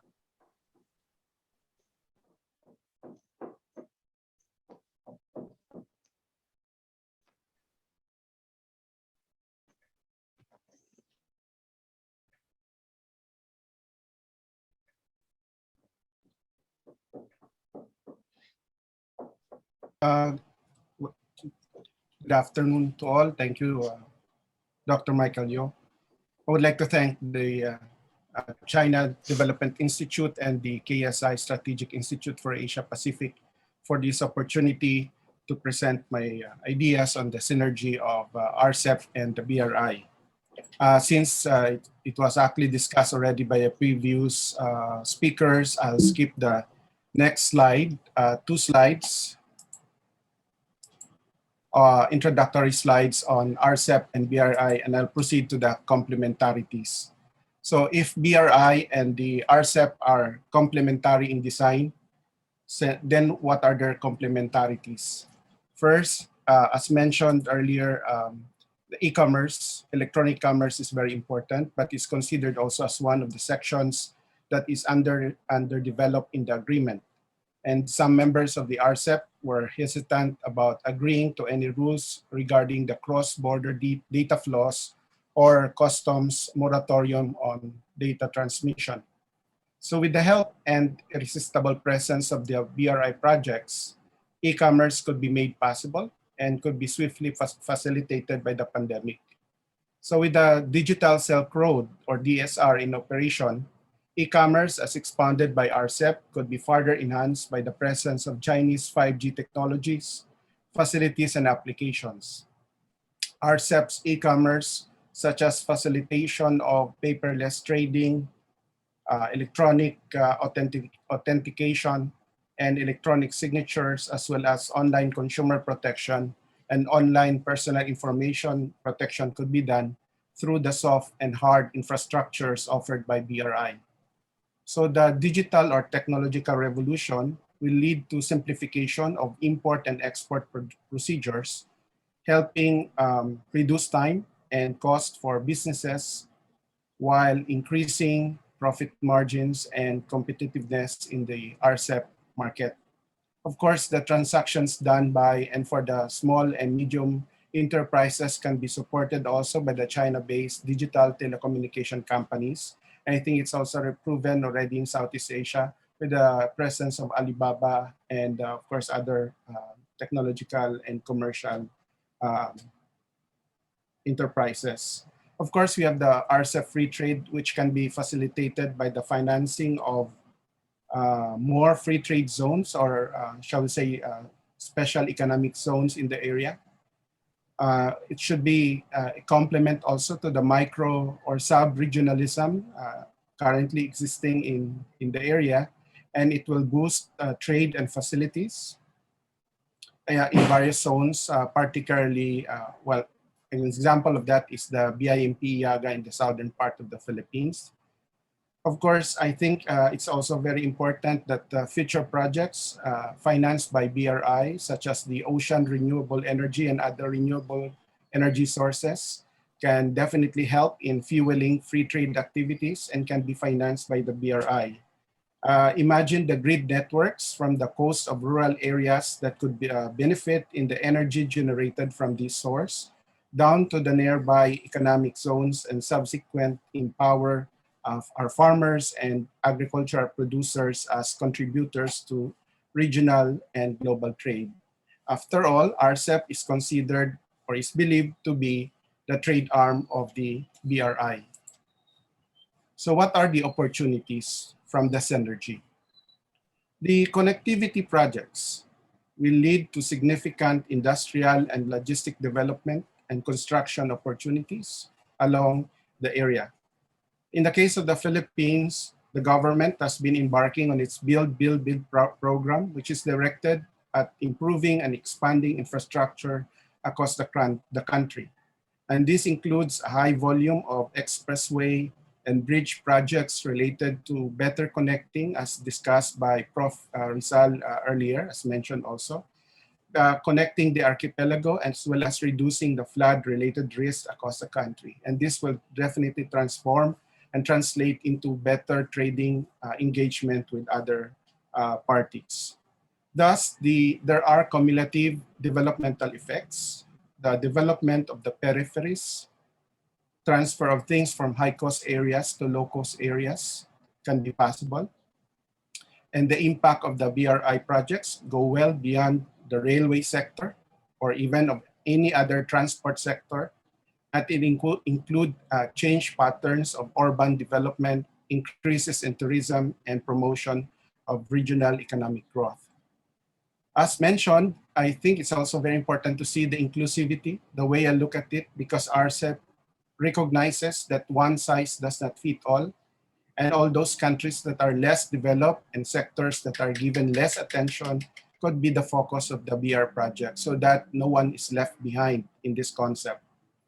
Of course, the availability of soft and hard infrastructure, so the active regional commercial activities will fast track the more soft and hard infrastructures in the area and vice versa.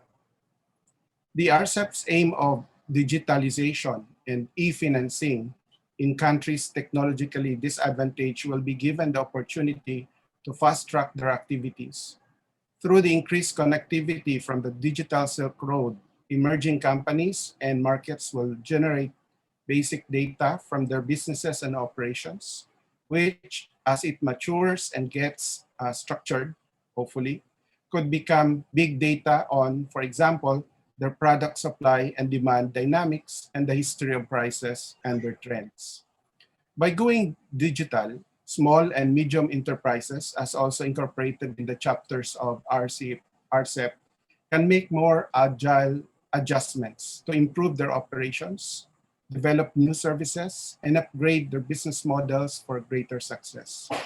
So the digital free trade zone being developed in partnership, for instance, with Alibaba is a good example of this, but the government or governments should look to encourage more and more and promote local participation where the scope for knowledge and technology transfer is greatest.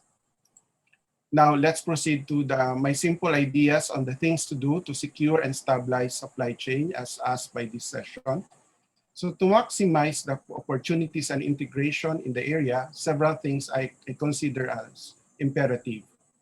To minimize the supply chain disruption as proven now by the pandemic, the BRI projects and the RCEP mechanism should employed well, the technological revolution that can trigger the following changes in the global value chain system as mentioned by my friend from Thailand, Prof. PT, such as reshoring, or that means less fragmented value chain and less investments in a global value chain hosting countries.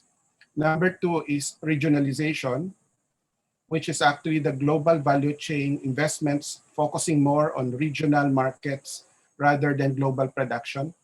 And lastly is replication, a shorter value chain and rebundling of production stages. Another thing is the supply chain digitalization. This is where we try to encourage the invoicing, express shipments, and interoperability of electronic payments in the production facilities. And of course, it will also encourage the small and medium enterprises participation. A good example is the express shipment, which can be done only with the improved and presence or the building of new ports and airports and even bridges and railroads courtesy of BRI. And can be, at the same time, when we talk about digitalization, it also needs to popularize also the use of mobile applications such as Lion or Yay or WeChat, for example, to expand usage in the area. To ensure the development of strategic geographic location, and I think this is very important in the regionalization and reshoring and replication, some areas in the participating country with labor cost advantage can actively align with places in need of industry transfer to boost local economy and tap new areas of regional development. To make that particular area good location, it should have low electricity cost, which is actually very basic for any production, which could be addressed by the BRI to support any renewable energy, including ocean renewable energy facilities, access to water, wherein the BRI could finance dam and other water resource and filter facilities, and it's now happening. Connectivity with the development or building of new port, airport, railway, bridges, and concrete roads, and also waste and water treatment by building recycling facilities and others. Lastly, I think it is also important that RCEP and BRI should establish an implementing agency, perhaps attached to ASEAN Secretariat or independent office, funded by BRI, to coordinate the conduct of the feasibility studies, proposals, and implementation of projects. Perhaps a clearinghouse to coordinate what is really needed in the ground. And lastly, for a conclusion, RCEP should be seen more in action rather than as a document. And I think it's good that the Philippines is now considering towards the ratification as the 5th country that will sign that particular document. More than as a document in order to achieve shared prosperity and regional collaboration, that the BRI would help further ease the ability of members to do day-to-day trading, primarily through increasing connectivity, as discussed also by previous speakers. Furthermore, it would also complement the free trade agreements by facilitating trade through an improved physical condition on the ground, while RCEP has the potential to evolve into setting the standards for fair and equitable treatment, taxation, and of course, transparency. RCEP will also elevate BRI into a high-quality development initiative. Now it is in its high-quality development stage or phase. A resurgence of multilateralism and globalization is likely to herald a new era for the BRI, buoyed in part by surging demand for infrastructure hampered by the current COVID-19 pandemic. I think it's also good to emphasize the inclusivity and equity, because the RCEP also, as I mentioned earlier, recognize that one size does not fit all, and those countries that are less developed and sectors that are given less attention could be given more focus in the BRI projects if seriously considered. The role of the implementing coordinating office is imperative.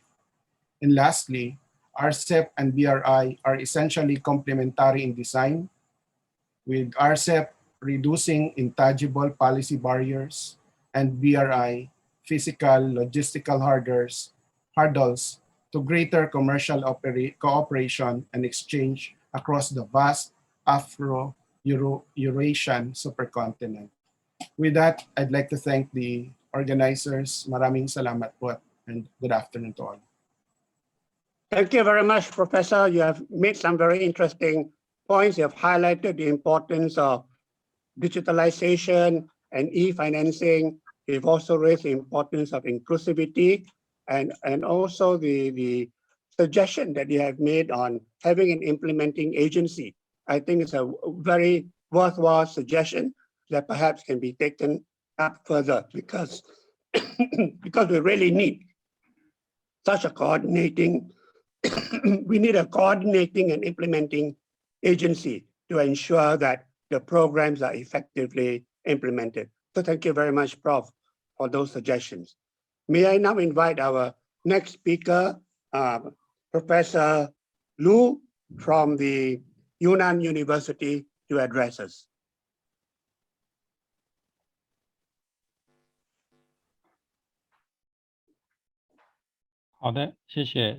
Thank you.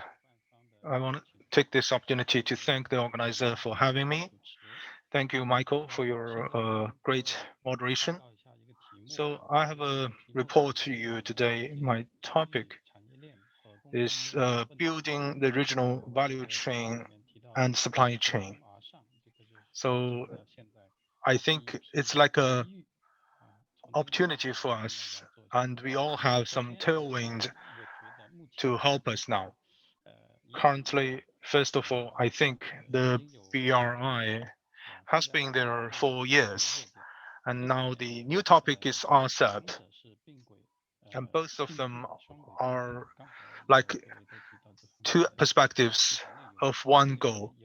And like the other speaker have already said, and we have very good opportunities to be complementary between the two, especially for economic cooperation. And globally and regionally, we are seeing a lot of challenges.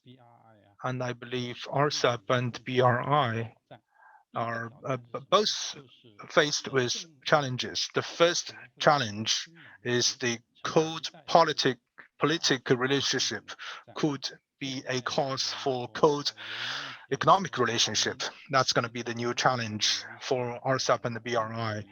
We know there are geopolitical issues, bilateral issues around the world under the so-called leadership of the US.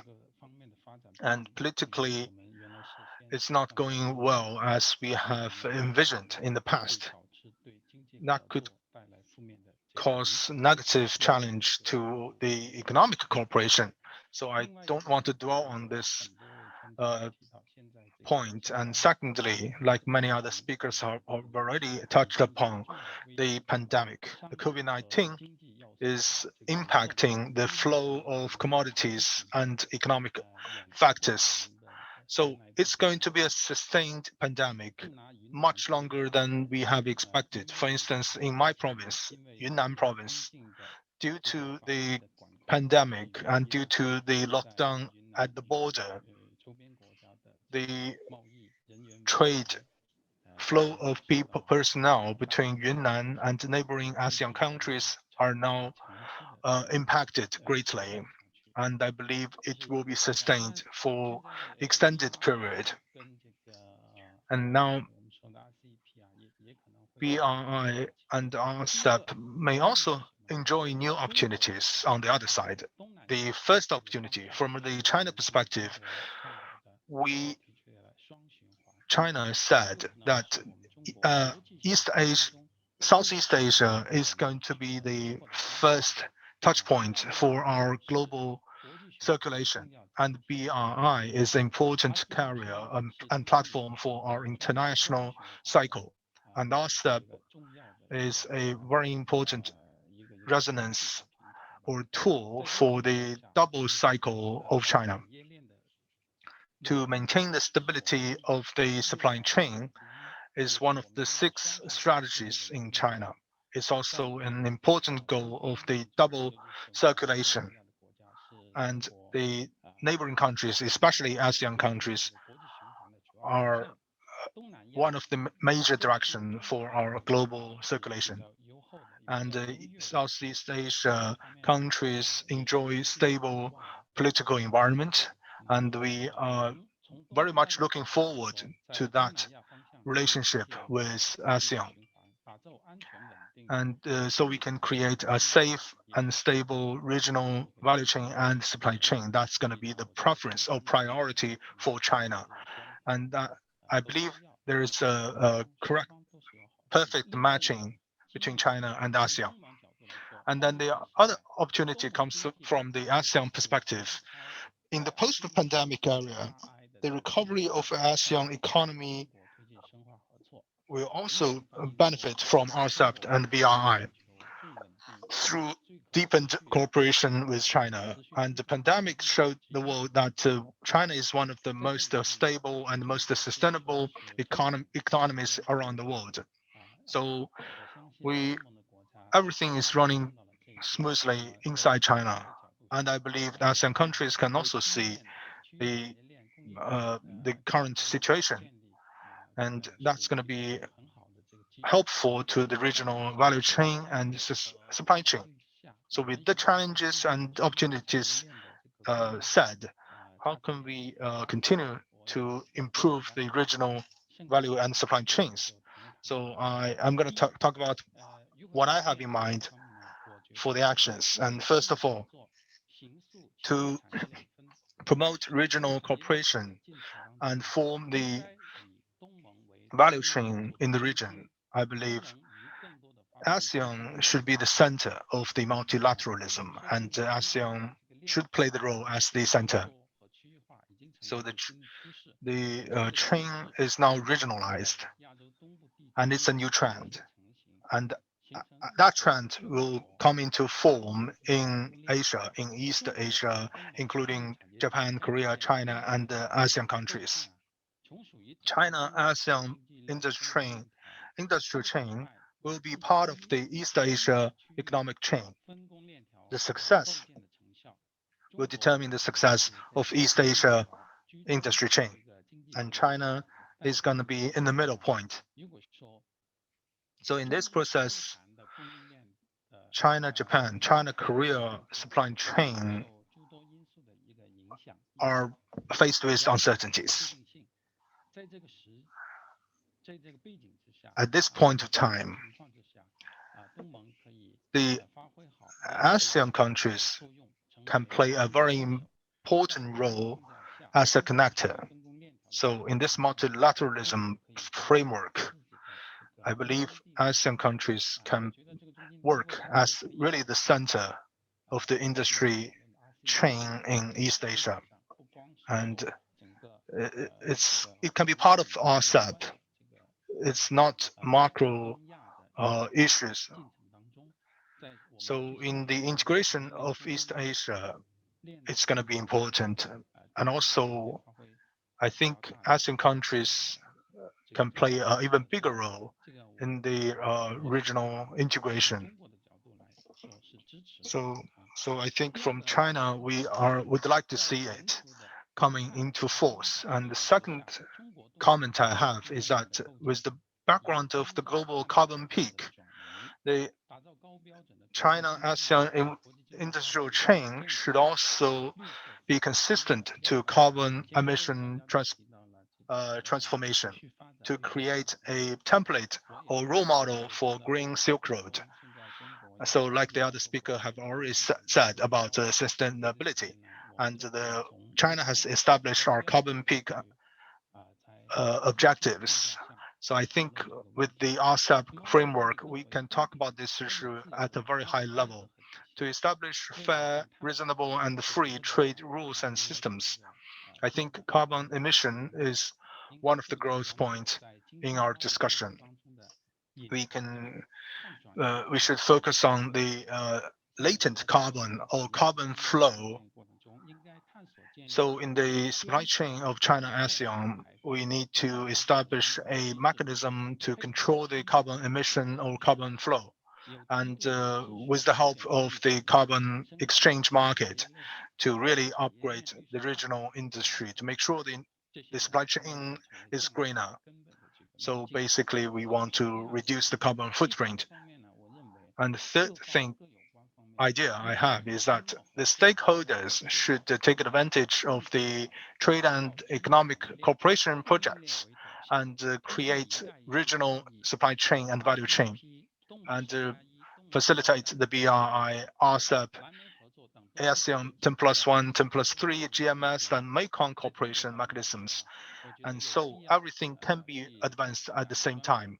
From China's side, I think we need to have specific discussions on the new land-sea new corridor and the Yunnan Free Trade Zone, Guangxi Free Trade Zone, and Hainan Free Trade Port, then Greater Bay Area Initiative, and also the arrangement or frameworks in south part of China. So those projects should be considered in line with RCEP and BRI. The fourth comment, I think countries can select pilot areas to conduct high-quality experiments on economic cooperation using RCEP protocol and to get more data experiences in the implementation to eventually make this supply chain and value chain more successful. I said earlier that we can start pilot program in south part of China and for the integration. And I know some of I think we can start from South China. And I believe that despite all the challenges, we still look positive for RCEP and BRI. China and ASEAN should continue to improve our cooperation level with ASEAN and create a better and integrated supply chain and value chain for high quality development of our region. Thank you.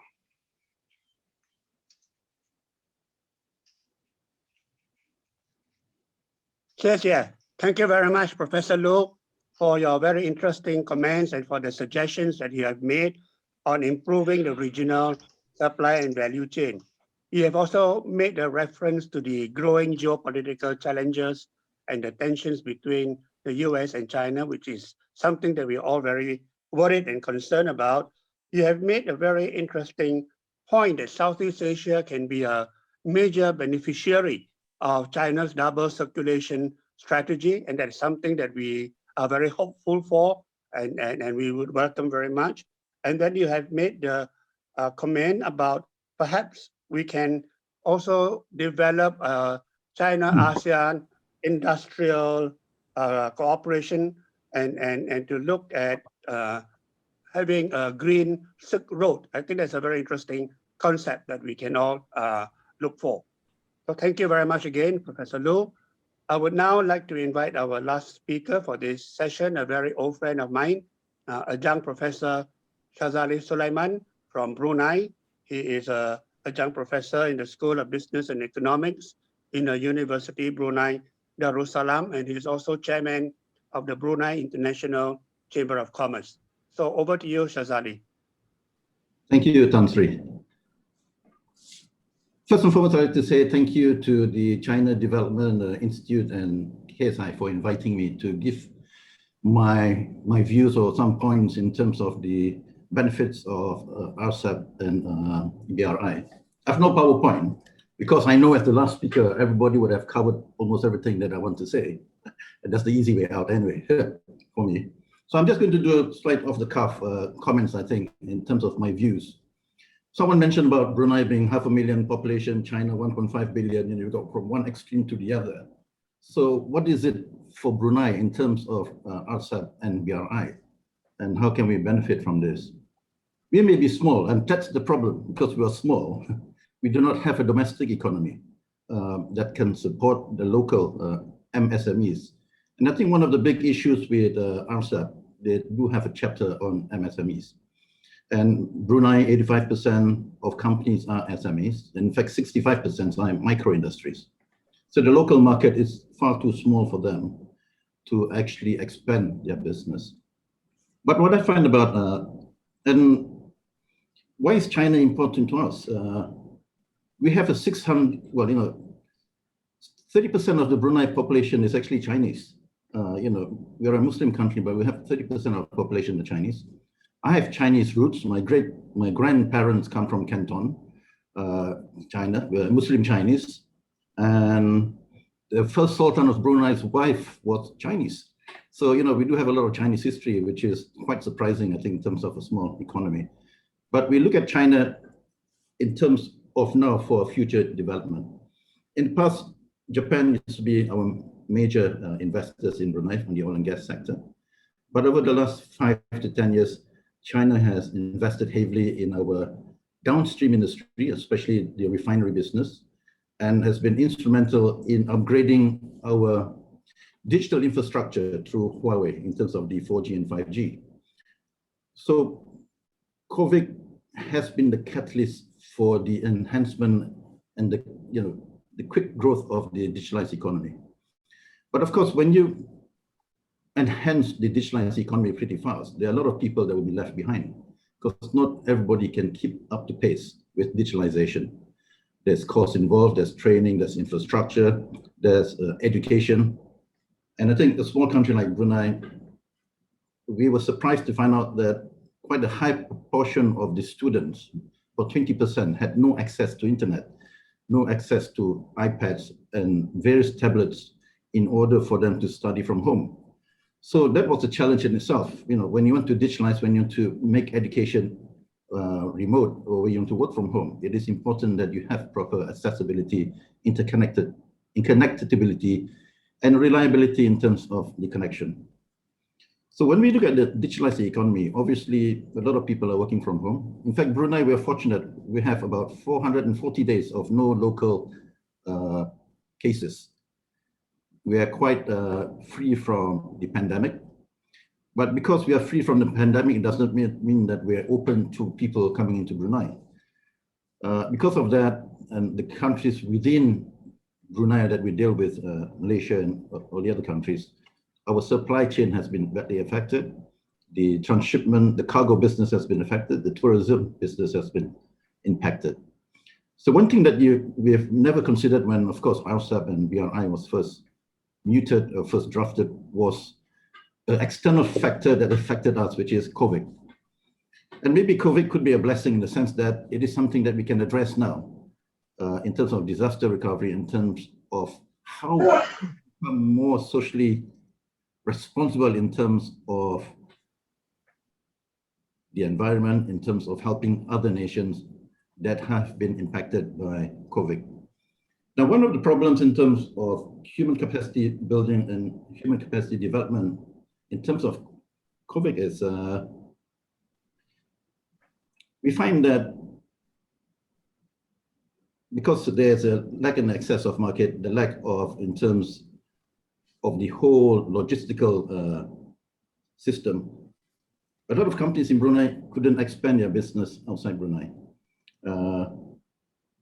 And one of the issues we have as well is, I mean, under RCEP, you do have your free movement of labor, of professionals as well.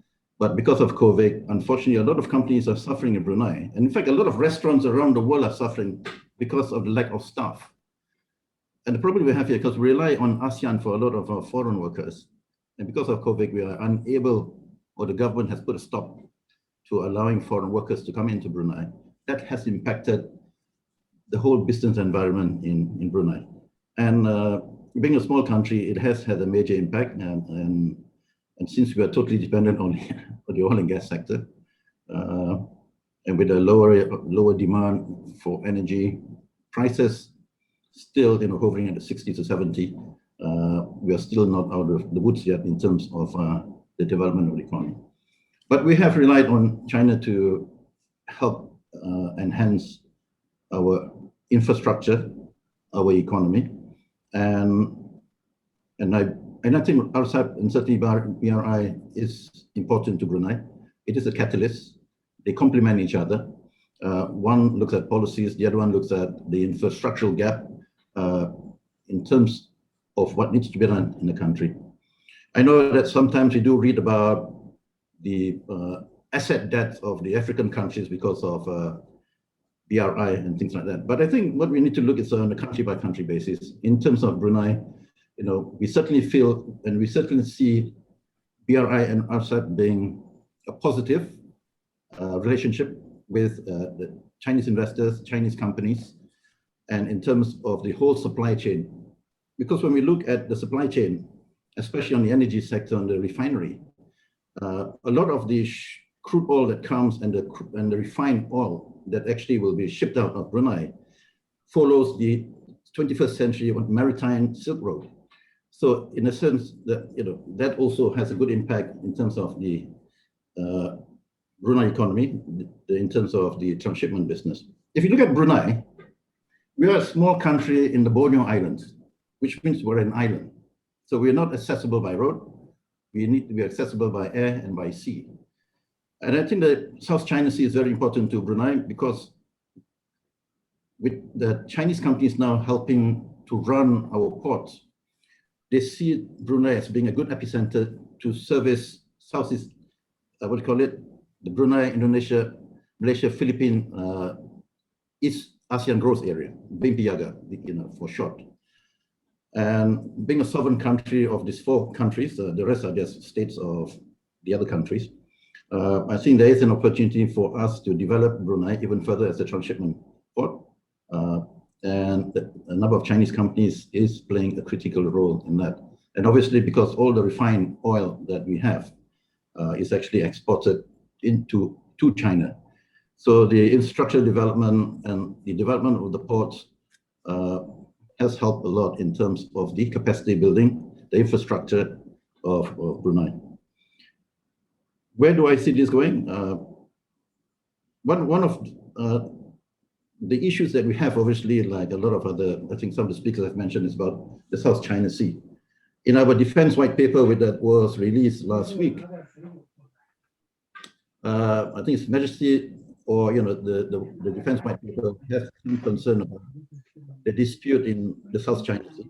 I think the major challenge is the risk of miscalculation in terms of where the borders are, the lines are, and we do not see a resolution of this for the next 15 years. So that becomes a high risk area in terms of the dispute. And I think if you look at the Maritime Silk Road, obviously, Brunei is not the only country that's involved in this discussion. There are other countries as well. So I think it's important that we resolve a lot of this dispute through negotiation and through peaceful means. Brunei came up with the code of conduct, where we negotiate and dispute through discussions rather than through through military force, so to speak.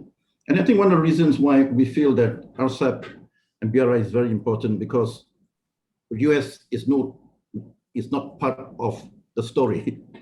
When TPP was first muted, and Brunei is a founding member of TPP, when America decided to come in, I made a comment that TPP will fail because they will take over everything and control the whole negotiation process. And I think one of the best things that Trump did was for US to exit TPP, and then RCEP became a much more concrete, and I think a much more superior trade arrangement in terms of the regional cooperation and integration. So to me, RCEP, BRI has got a lot of synergy. I think moving forward, once a lot of the countries rectify RCEP, I think we can see a much stronger economic bloc within this region. And if India decides to join, then we control 40 to 50% of the world economy and population anyway. So, this is probably just a starting point. I think if they see the success of RCEP, India would probably definitely want to be a player, and Australia may want to renegotiate and come back again onto the negotiation block. So these are just my observations and comments, Tan Sri, in terms of the topic that has been selected today. Thank you. Thank you very much, Azali. You have highlighted the importance of the need for disaster preparedness and disaster planning when you mentioned the impact of COVID, something that none of us have actually expected or prepared for, but it has such a global impact on all of our countries. And I think that's an important issue to highlight, that the need for disaster management, for disaster planning and cooperation in that area. That can be something that I think RCEP and BRI can also look at in terms of assisting each other in disaster management. You have said that BRI and RCEP is positive for Brunei, but you have also highlighted the critical issue of the South China Sea, and Brunei plays a very important role this year as a chair of ASEAN, and perhaps as chair of ASEAN, you can take the lead in negotiating further with China on the code of conduct for the South China Sea. So thank you again, Shazali, for your contribution. I think we have ended the presentation by all the speakers here for this session. Perhaps we can have time to take a couple of questions, if there are any questions from the floor or from each of the other speakers that you may want to raise with each other.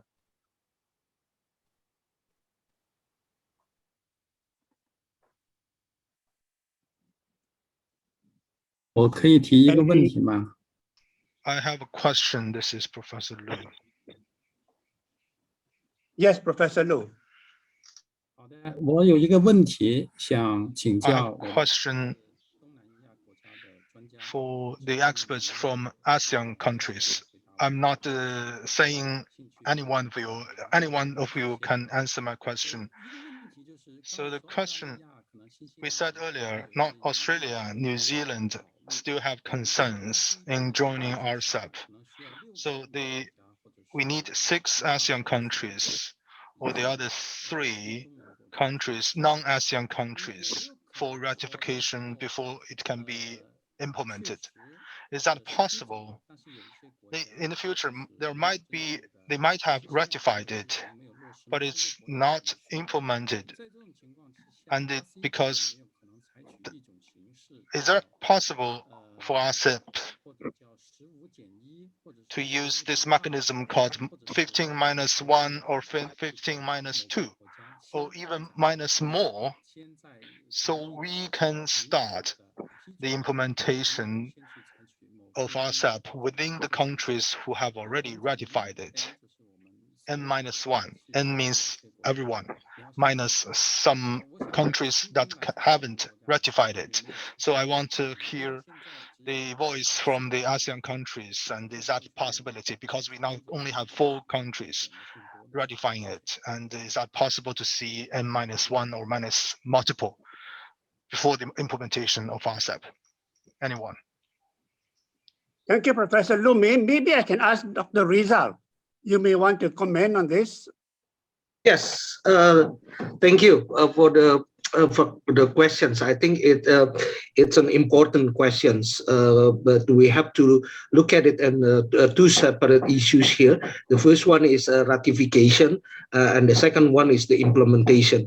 On the ratification issues, I think although as some already mentioned that Australia and New Zealand and also several others are still in process, then those 2 Australia and New Zealands also have some objections to the current situations. But I guess it would eventually be solved, especially if the ASEAN countries also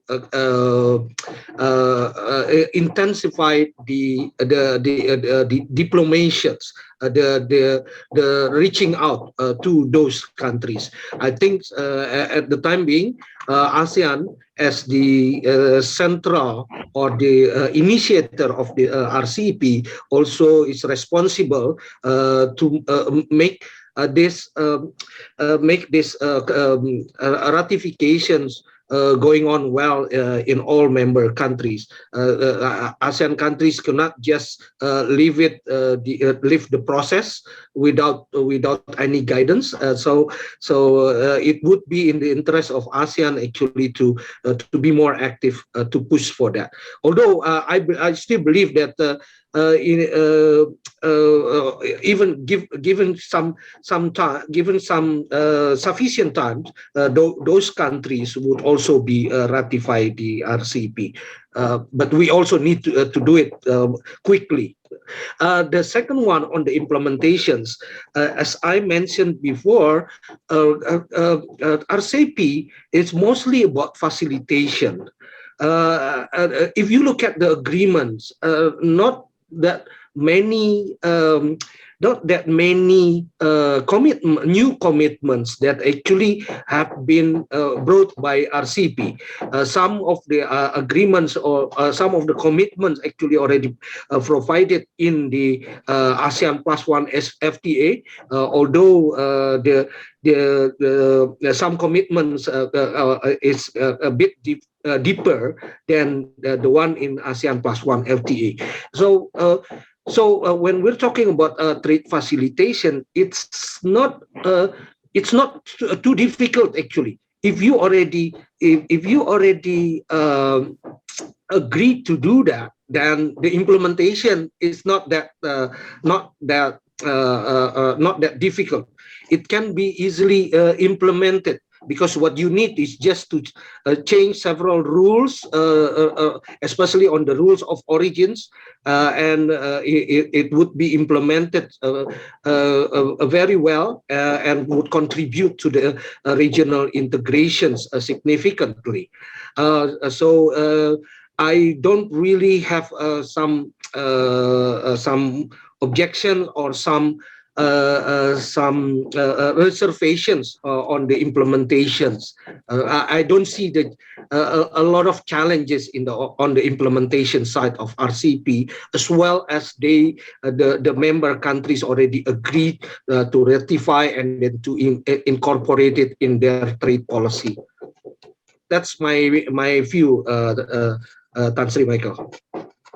Thank you, Dr. Rizal. Professor Santorita, do you want to comment on this question? Or? Yeah, just briefly, thank you, Prof. Lu. The mere fact that they participated in this agreement, that means that they are very interested, or they are definitely attractive or interested to participate. However, it is a wait and see situation for New Zealand and Australia because of the output. If the output is definitely good, as mentioned by Prof. Rizal, saying that no, it has to be done faster, then I can see that there is no reason for them to join.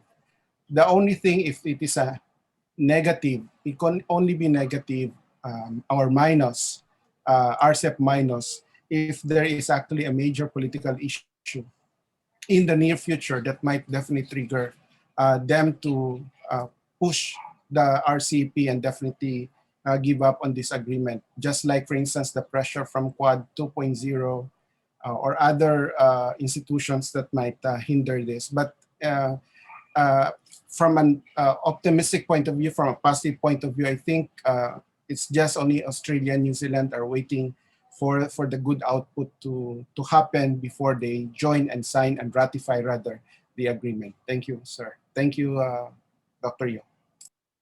Thank you very much. Any other questions? We may have time for just one final question.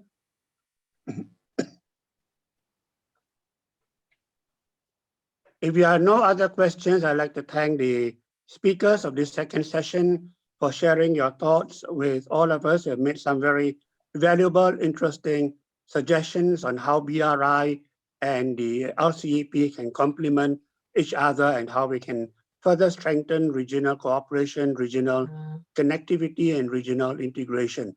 I see Professor Fang Kang is here again with us. Maybe before we end, we can invite Professor Fang Kang to just say a few words to close the webinar. Just a few words. I think you are muted, Fang Kang.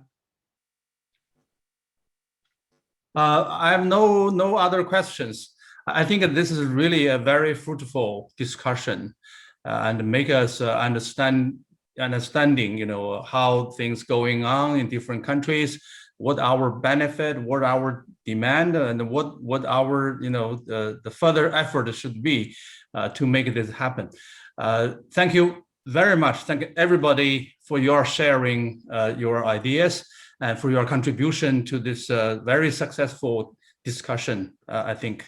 And we keep going, and we should be continue to work together to work out how hopefully to contribute to work out those issues, those problems. Thank you again. Thank you. Yeah. Thank you very much. We look forward to working with CBI again. Yeah. Yes. Please. Everybody. Thank you. Thank you. Thank you. Thank you, Dr. Panggang. Thank you, Tan Sri Michael. Thank you. Thank you very much. Thank you. I hope to see you again. Yeah. Sure. Here, maybe. Okay. All right. So we close.